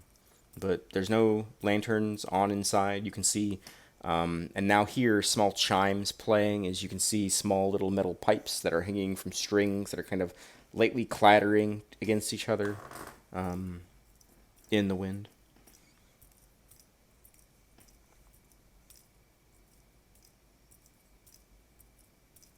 Do we knock? I mean, we don't really have any business here.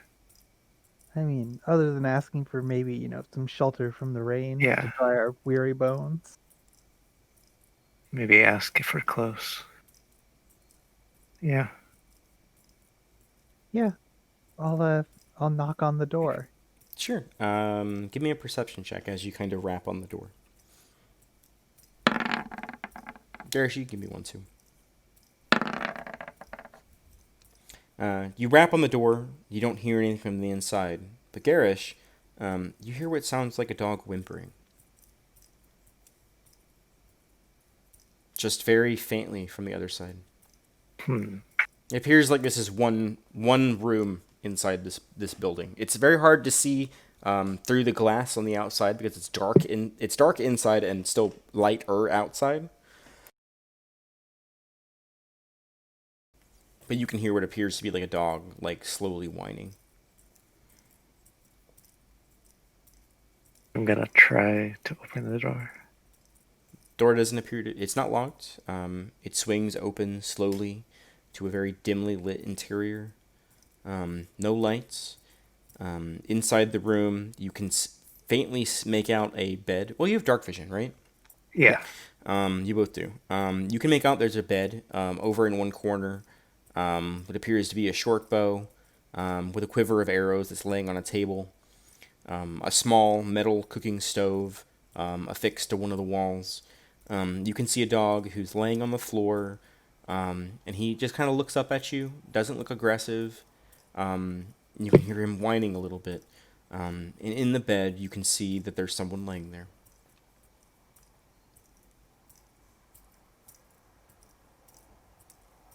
Maybe we shouldn't disturb someone in their sleep by entering their home. I mean, we already kind of entered. I'll knock much louder on the door while we're standing there. Doesn't appear to be any kind of response from the person laying in the bed. Does the dog look okay? Um, Make a nature check.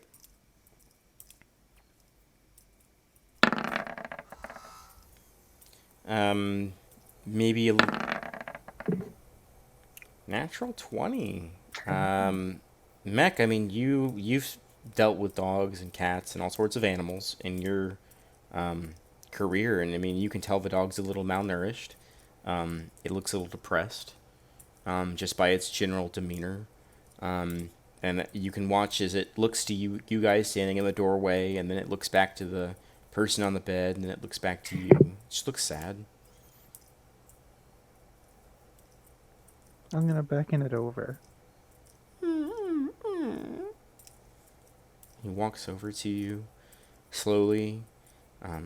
He looks just tired and hungry. Yeah, I'm gonna give him some rations out of my pack.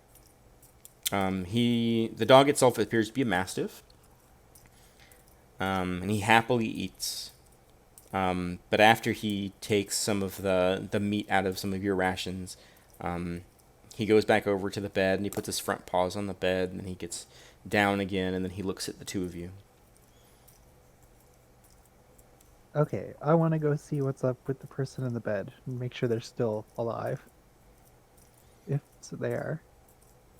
As you make your way over, now that you're closer, you can make out a male human with almost stark white hair, very tanned, like almost leathery skin. several gashes and cuts across his face that have long healed over, long scars from only Lord knows what. But he is not breathing.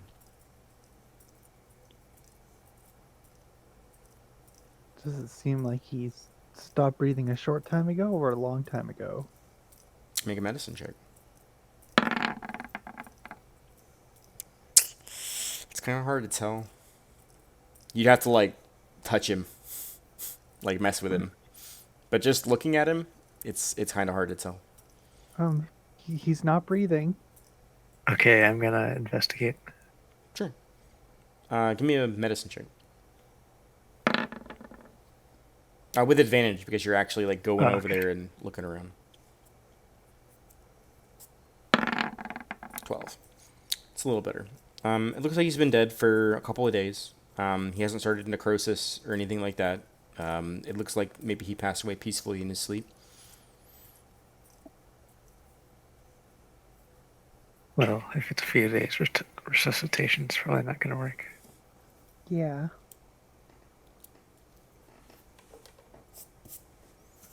And as you're kind of examining, the dog kind of nudges your leg a little bit, and you see a little jingle of silver on his collar. Whose leg did he nudge?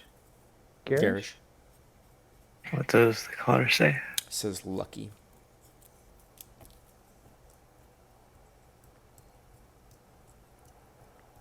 Poor Lucky.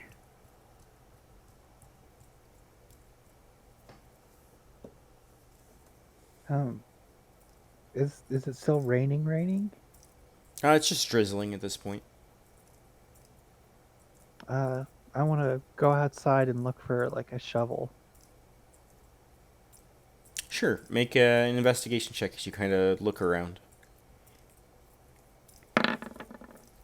Yeah, about 30 feet away from the cabin in the back, you find an outhouse, and then next to the outhouse, you find a small shed. There's a collection of tools in there, hoe, rake, shovels, anything that you would generally need living out by yourself in the middle of the woods. Yeah, I want to try and find a suitable place for burial, and I'm gonna start trying to dig. Yeah. Ideally, we wouldn't use wet earth. Well, we don't really have a choice currently. Yeah, you begin to dig, and it's a hard process. The earth is soaked from the past 2 days of pouring rain.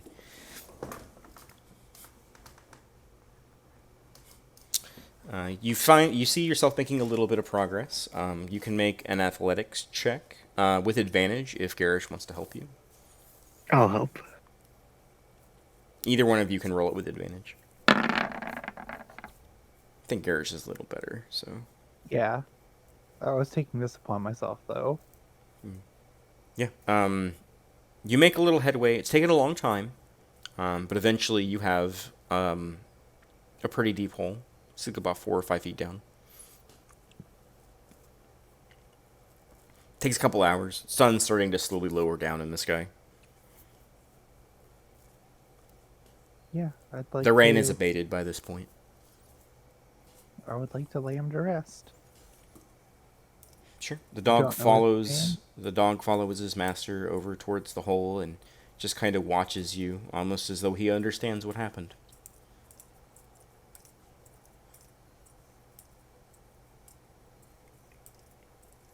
Yeah, and I'll start to slowly bury him. It takes some time, but eventually you manage to finish filling the hole whenever the sun finally rests. It's now dark outside. The dog's just kind of standing there, looking at the hole, occasionally turning his glance towards the two of you. We should take Lucky. I was gonna say we should take Lucky. I would like to make some sort of grave marker for him though, and since it's dark, I think we should stay, but I don't feel comfortable staying in his house.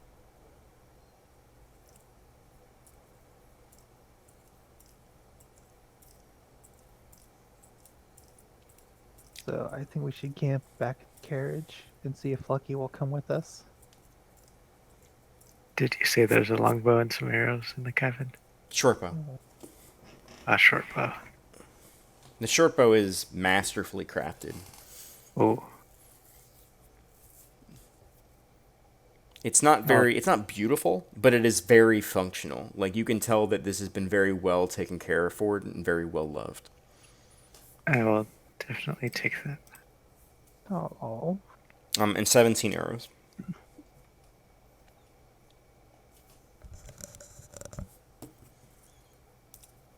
I find that a little distasteful.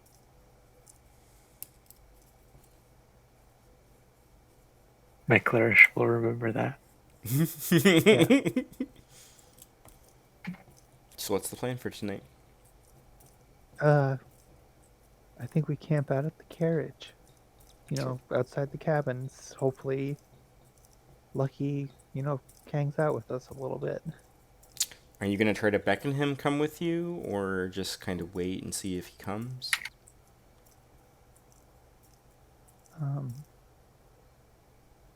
Yeah, we'll try and beckon him to come with us. Sure, you can make an animal handling check. Garish, do you have better animal handling skills? I have 0. No, I guess I will try that. So you could roll with advantage if Garish is helping you. Oh, well, here's my second roll then.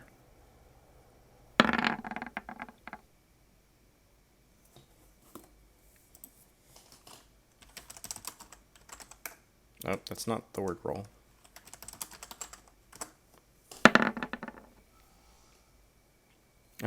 He looks at you, and he starts to take a few steps away from the grave, but he stops and turns back, and then sits and then lays down right next to it.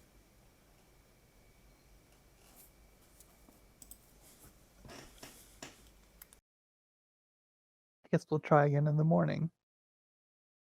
Sure.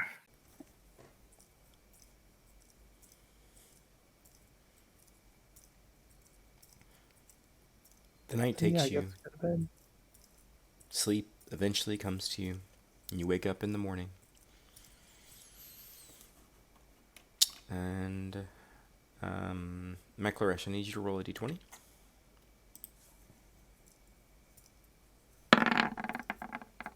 Two. Good. You wake up in the morning, the day is yours. How's Lucky doing? Still just there by the grave? Yeah. You see him, he's sleeping next to it.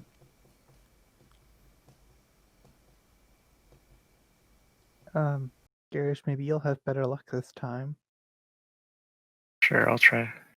Sure. Make an animal I'll handling hold check this. with advantage. Lucky. Unlucky. And you go over to him and you pet him a little bit. He licks your hand, but then he lays his head back down. Well, I'm just gonna see if there's any food inside the cabin. Yeah, as you kind of poke through and look through cabinets, you get the impression that Lucky might have already raided them. Okay. As you can see that there are several sacks that have been kind of knocked over, and the contents of whatever was in there is now gone.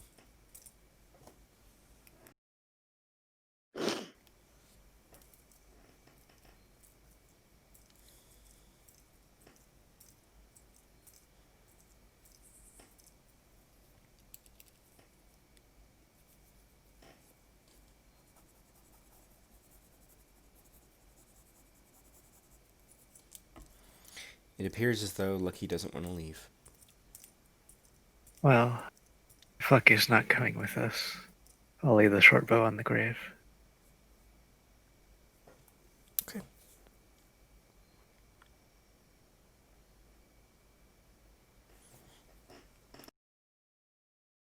Shall we continue? Yeah.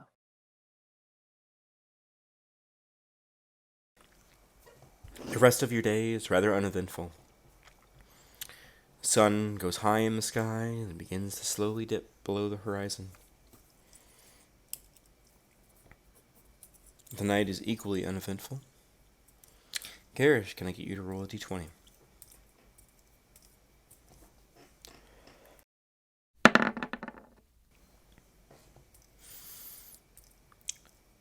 You continue the journey forward, and just as the sun slowly begins to crest downward, you see something in the distance. Large towers loom above the forest, high above the forest, way further down your path. But as it is getting late, you can continue and push forward towards them, or you can camp one more night. I think we should push on. Sure. You think we'll make it? We can definitely try. Okay, yeah. Let's push on. I'll, make another light rock so that Buttercup's not walking in the dark. Yeah, you guys continue to push forward. Give me Constitution saving throws. Okay, no problem. You push forward, and the hours churn on in the darkness, but slowly but surely you begin to get towards these towers. And as the sun had completely descended, you could see flames erupt on the sides as torch lights have been lit. And you can kind of see a corona of light underneath them, underneath the base of the towers. And as you get closer and closer, you begin to see a large black stoned wall circling the city of Raven's Hill. The three towers are the first thing you notice about the city, made of pure pitch black stone, and they loom hundreds of feet over the city, massive monuments to this town's prosperity. You begin to even hear the sounds of the city life. And something else catches your attention. People outside the city's walls. Tents. Lots of tents. Hundreds of tents. The last time you were in Raven's Hill, Garish, these were not here. And as you slowly approach the line of where the tents almost begin, there are two knights of the Emerald Storm guarding the road, and they raise a hand for your carriage to stop. The one on the right-hand side is holding a torch, and the left one appears to be the one in charge. Hold! Greetings. You have to inspect your cart. We've had people trying to smuggle goblins into the city lately. Well, go ahead. Who would smuggle goblins? The one on the left, the one who's barking orders, points the one on the right to the one that's holding the torch to check your cart. He just opens it up, glances inside, looks underneath it, does a pretty thorough investigation of the cart. Doesn't go through your things as you guys are keeping it. Or I imagine you're probably keeping your cat on him as you guys are in the front. Yeah. But he doesn't go through your things. He just kind of pokes around, and at one point you see him kind of reach his hand in the seats, like brushing the air, trying to find maybe invisible entities. Eventually, they seem satisfied. All right, you're good to go. Welcome to Raven's Hill. Is the city open? I noticed many tents. It's the lining army. city wall. Well, some army. Are you guys sell swords? We Here, are. join up.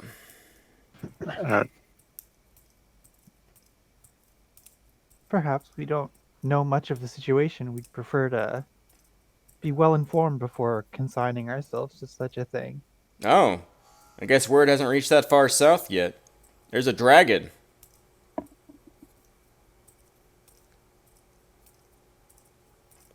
A what? A dragon. Make history checks. Please.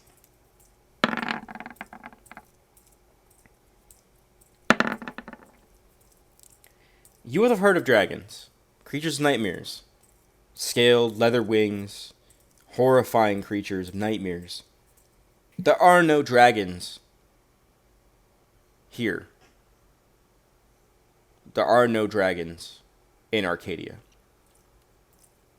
There have not been dragons in Arcadia for thousands of years.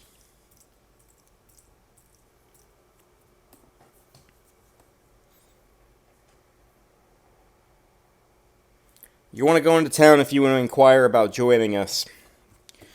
I think our strike force is waiting for some other group of adventurers to come back and give us the go.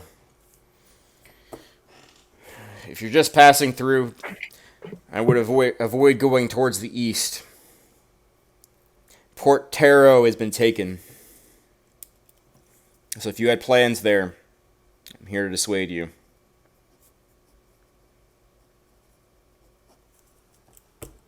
Well, we thank you for your advice. We're on our way to guiding light.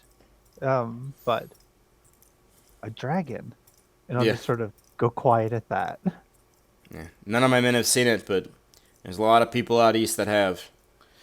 And not just a dragon. He's got a bloody army working for him. It's a grim times.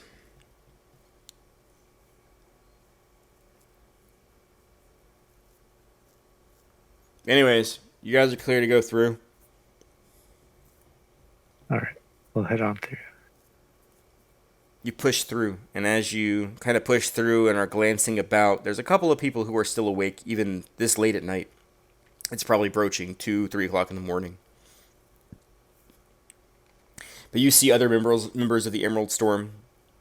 You see people wearing orange robes with large orange beads strung around their neck. Chatting with the Knights of the Emerald Storm that are kind of there. You also see what just look like vagabonds, random mercenaries, no one that you recognize, Garish. Camping outside the city walls. It looks like an army. Getting ready for war.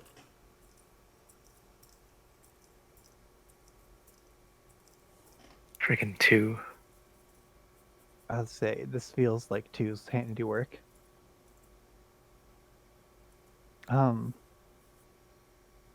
We should have asked where the inn was.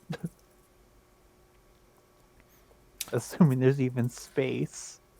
Garish, do you know your way around town at all? I would assume so. Yeah. I would say the inn that you probably stayed at before is a place called the Merry Chicken.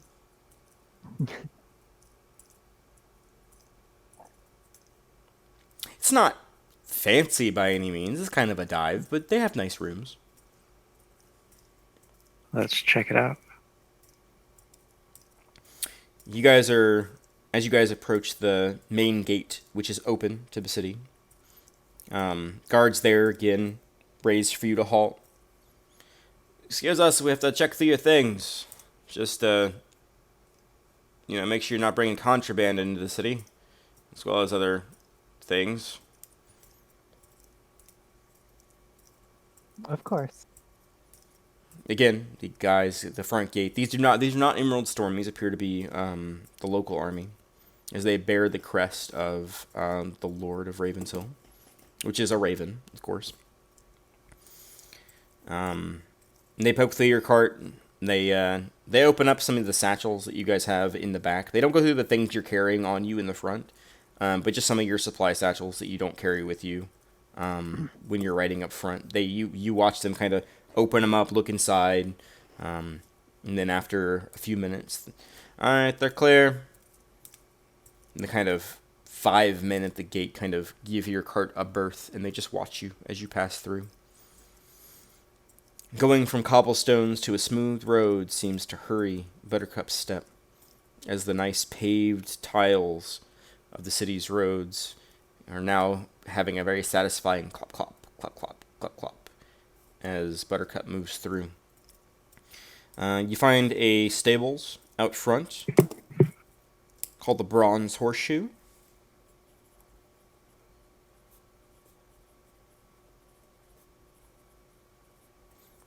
Which are immediately next to the gate.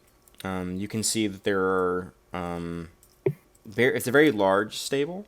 You actually can't tell how far back into the building it goes, but you do see it is got a lot of horses in there. Is there a stable keeper handy? You do see that there is a small lantern lit in front of the doorway that has that name on it. That's how you know the name of the place.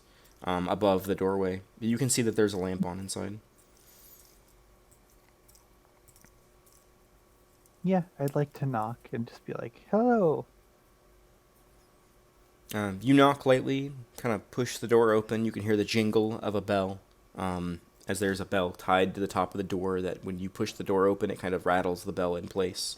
Kind of tingle ding ding ding ding. An older gnome gentleman with a kind of big old fat bald spot on the top of his head where his hair kind of like curves around in a C. Wild and crazy hair, kind of poofing out with brown. He's got a pair of spectacles on, and his head pops up. I wasn't asleep. Yes, how could I help you folks? Hi, we're looking to stay at the inn, and we were wondering if there was room in the stable for our horse and carriage. Oh, of course, of course. How long will you be staying with us? We're actually not quite certain right now. We kind of are making our way to Guiding Light, doing jobs and journeys, on the way. But we hear there's some very important things going on in this town, so Oh, we're not well, quite sure.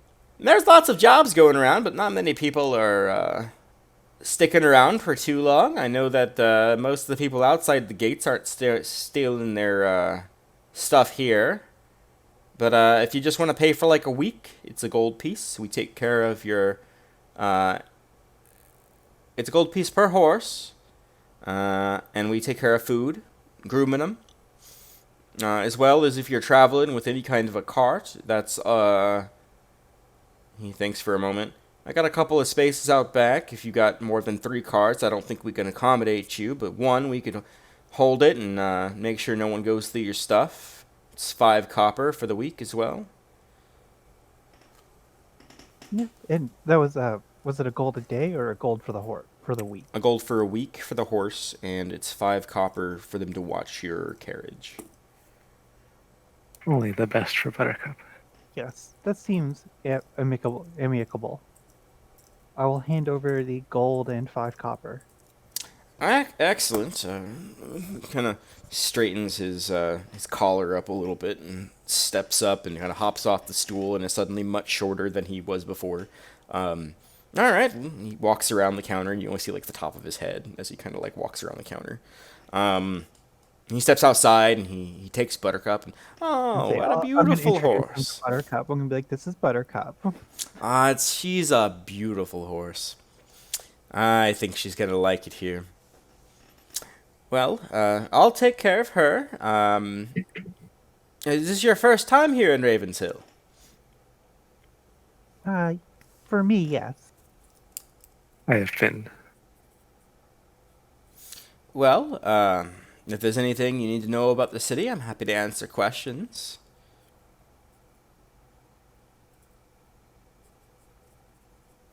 I'm content to let Garish be my guide if he's been here. Well, can you tell us more about the recent events here? Well, there's always a lot going on here in Ravenshill. Goblins have been acting up. There's a bounty on them. You might be able to find some, if you're looking for work, there's always jobs over at the Blue Horn Inn. You might be able to find some other jobs around town. You just ask around. If you're just passing through and need to resupply, there's Tor's General Store. Dragonborn fellow, little rough around the edges, but he's a good guy. Not really sure what else you need to know.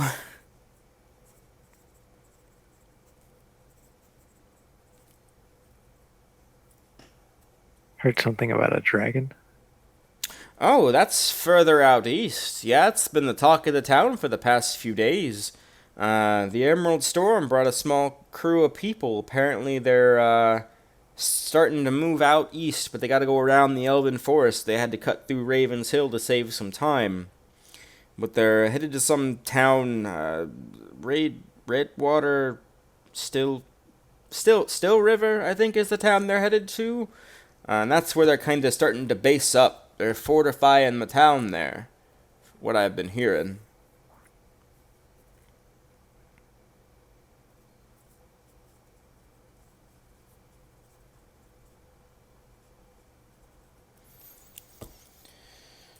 But apparently, I heard that Port Taro got taken over. The whole town's gone. Several refugees have already made their way to the city, saying something about a dragon. It's exciting. I imagine not so much for the refugees. No, I suppose not, but Ravensill's not such a bad city. As long as you stay out of the slums, you usually be pretty safe.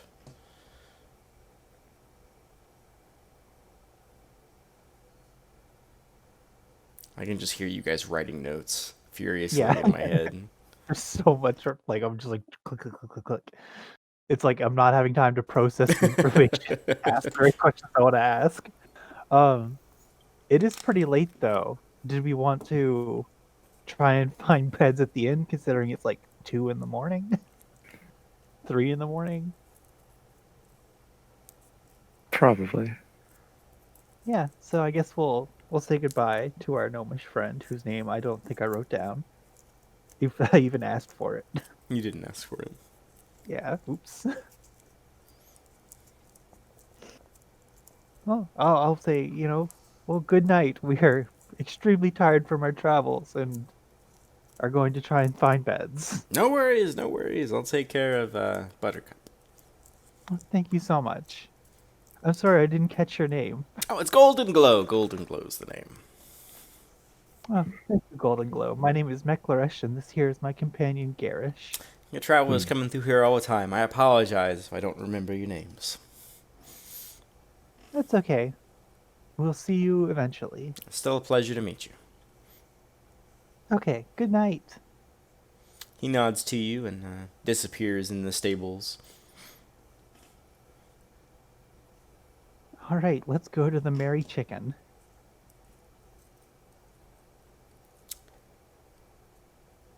It takes a little while. Garrett hasn't been here in a couple months, but eventually he does find the right direction and make you guys find your way kind of into the poorer sections of the city.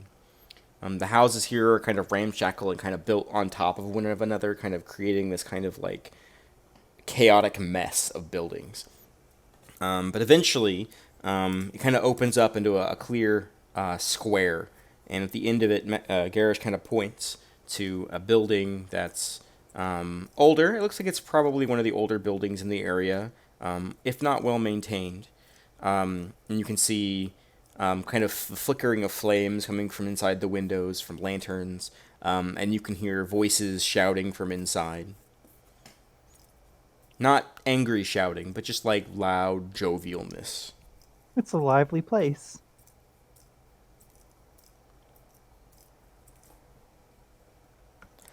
I guess we'll head inside.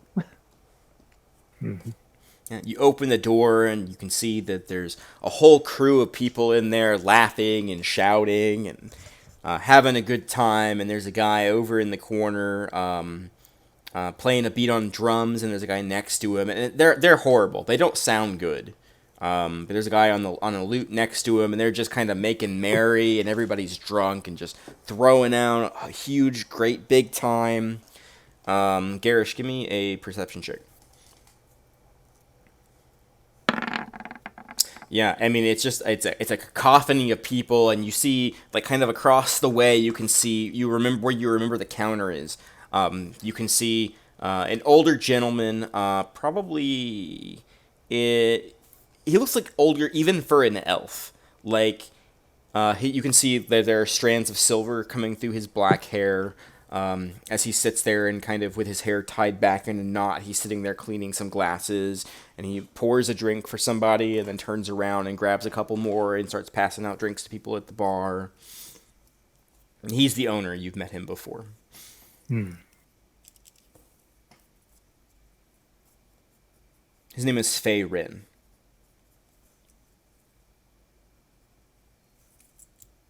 I'll approach him. Sure. You approach him at the bar, and as you approach the bar, you feel a hand clasp on your shoulder. Garish, as I live and breathe, I never thought I'd see you again. And you turn and you face and you recognize the face of the person staring at you. It's a human male. It's one of your mercenary buddies you met back in the day. His name was Keith.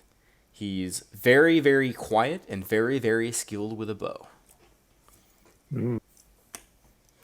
My God, where have you been? Let me buy you a drink.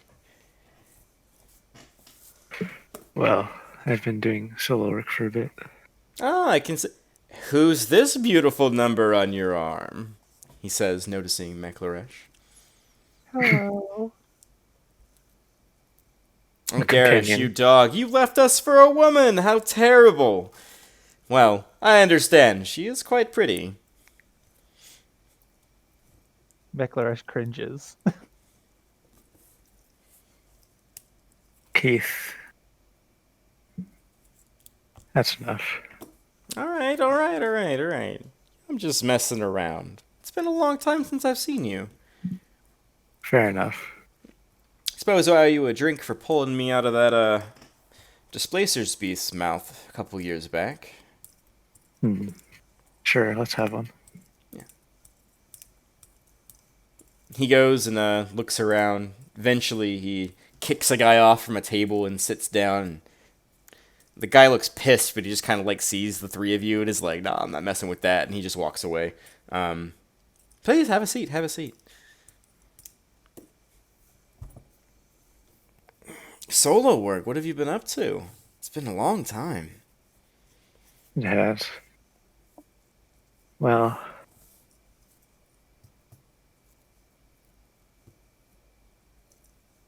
wrangled chickens here and there, then I went south. Chicken wrangling. That's a little out of your wheelhouse. Bet you're pretty good at it, though. It's not bad. Some of the boys left to join the forces trying to take on the dragon. I'm sure you all have heard about that business. I have. It's not really my thing, all the glory. I'm just in it for the gold. Is there much of that in the dragon? It's people saying glory, but you know what they say, the old legends, with this dragon, this treasure. But there's a whole army of goblins and hobgoblins and ogres and all sorts of nasties he's commanding. So they're waiting for. So the Emerald Storm is waiting for people to kind of build up, get an army going, and take Port Taro by force. At least that's what So people are saying. So this dragon is what's been organizing those creatures? That's what I heard. Apparently, they're all going under his banner. If you see any hobgoblins or goblins out there with white war paint with blue flecks, kill them. They're evil as hell. They burned down several towns, from what we heard. Woods End out east, gone. The entire town went down in flames. There's some refugees here. Said some heroes busted them out of the town, saved them from some hobgoblins. They barely made it away.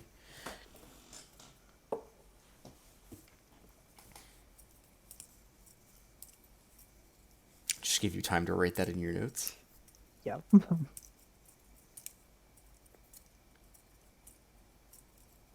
If you're looking for work, there's plenty of work to be had in town. Goblin holes need clearing out. Some artificer up at one of the towers is looking for some people for some job, but most people are so worried about the dragon they're trying to save their own tails. A lot of people are heading to Guiding Light, thinking the dragon's heading this way. I don't think that's true, though.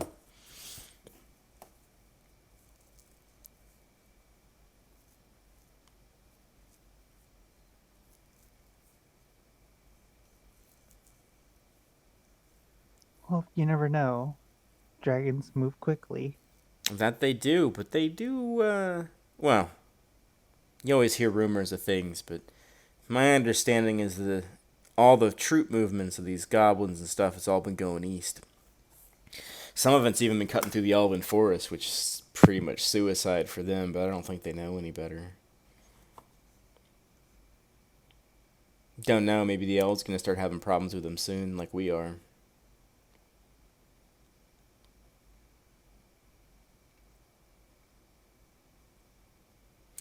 But for tonight, we drink, we be merry.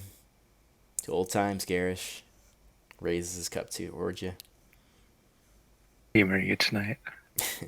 You're always stubborn, too stoic for your own good. Well.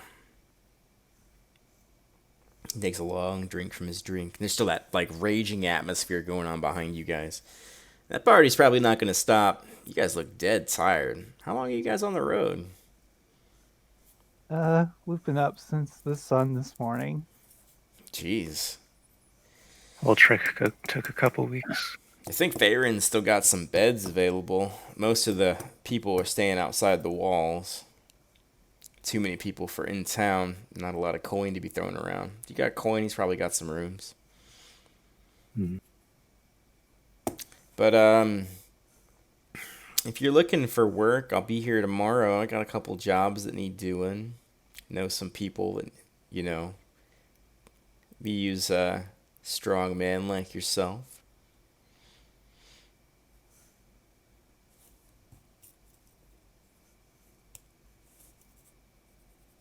You just stop by. It'd be a great time. If not, no big deal. I know you wanted out of the game for a while, so I'm not worried about it. Just a friendly offer. I am very tired, and I think it's time for me to turn in. It was nice meeting you, Keith. Absolutely. I never got your name.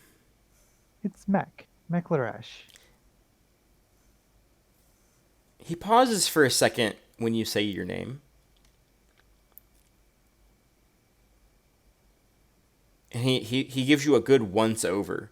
A almost confused once over. That's not a name. It's my name. That's a title. He folds his hands together and kind of furrows his brow a little bit. What's your name? I just told you my name is Mech Laresh. It's not a name, it's a title. Well, where I come from, that's my name. No, I've been to the mountains. Like it's not a name. Well, it is my name. Oh, I see. Okay. Meclaresh. No problem. I got you. What's your name now?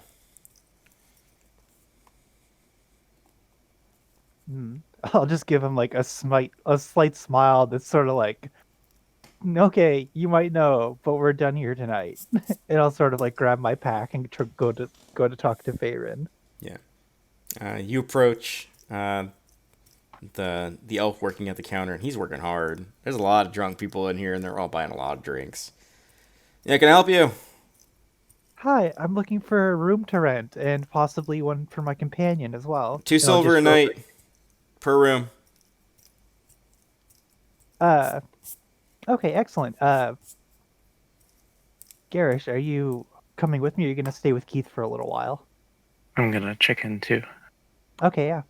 How many days should we pay up front, Garish? We're stabled for a week, right? Yeah, I guess we'll pay for 5 days, so that's 10 silver. Yep. And I'll fish out the 10 silver pieces. Sure. It's each. Garish, you have to pay for your own room. I've paid for a lot of stuff this time. I'm not paying for your room. There's the gold. Works for me. He reaches back, grabs 2 keys, puts them on the counter. Back 2 rooms, left-hand side. Sleep well. He goes back to pouring drinks. Oh, I'll grab my key. Like I said, the bar itself is kind of like older, but as you get back, you kind of step back, and it's a little quieter back here. Now that you're away from the main room, there's a guy passed out in the hallway, laying on the ground, snoring loudly, and you kind of sidestep around him, and you put your key, and you pause for a moment, like expecting the worst, and you unlock the door and you push it in. It's a pretty nice room. Cotton sheets, cotton blankets, lots of pillows that are kind of thrown up on the edge of the bed. There's a small table with chair, a candle that looks like it hasn't been ever used, a dresser, a small lockbox. And there's a key inside the lockbox that's actually in the lock that you can see. Both of the rooms are the same. They both have pretty good amenities.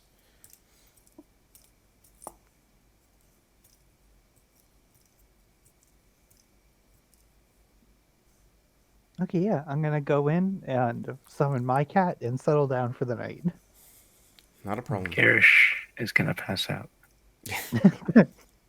It's just not even just walk over, crawl on the bed, out. After being on the road for 2 weeks, definitely needed this. You needed this moment of respite away from the weather and the rain, the roaring sound of thunder, and the kind of paranoia of animals and brigands and goblins and all sorts of things.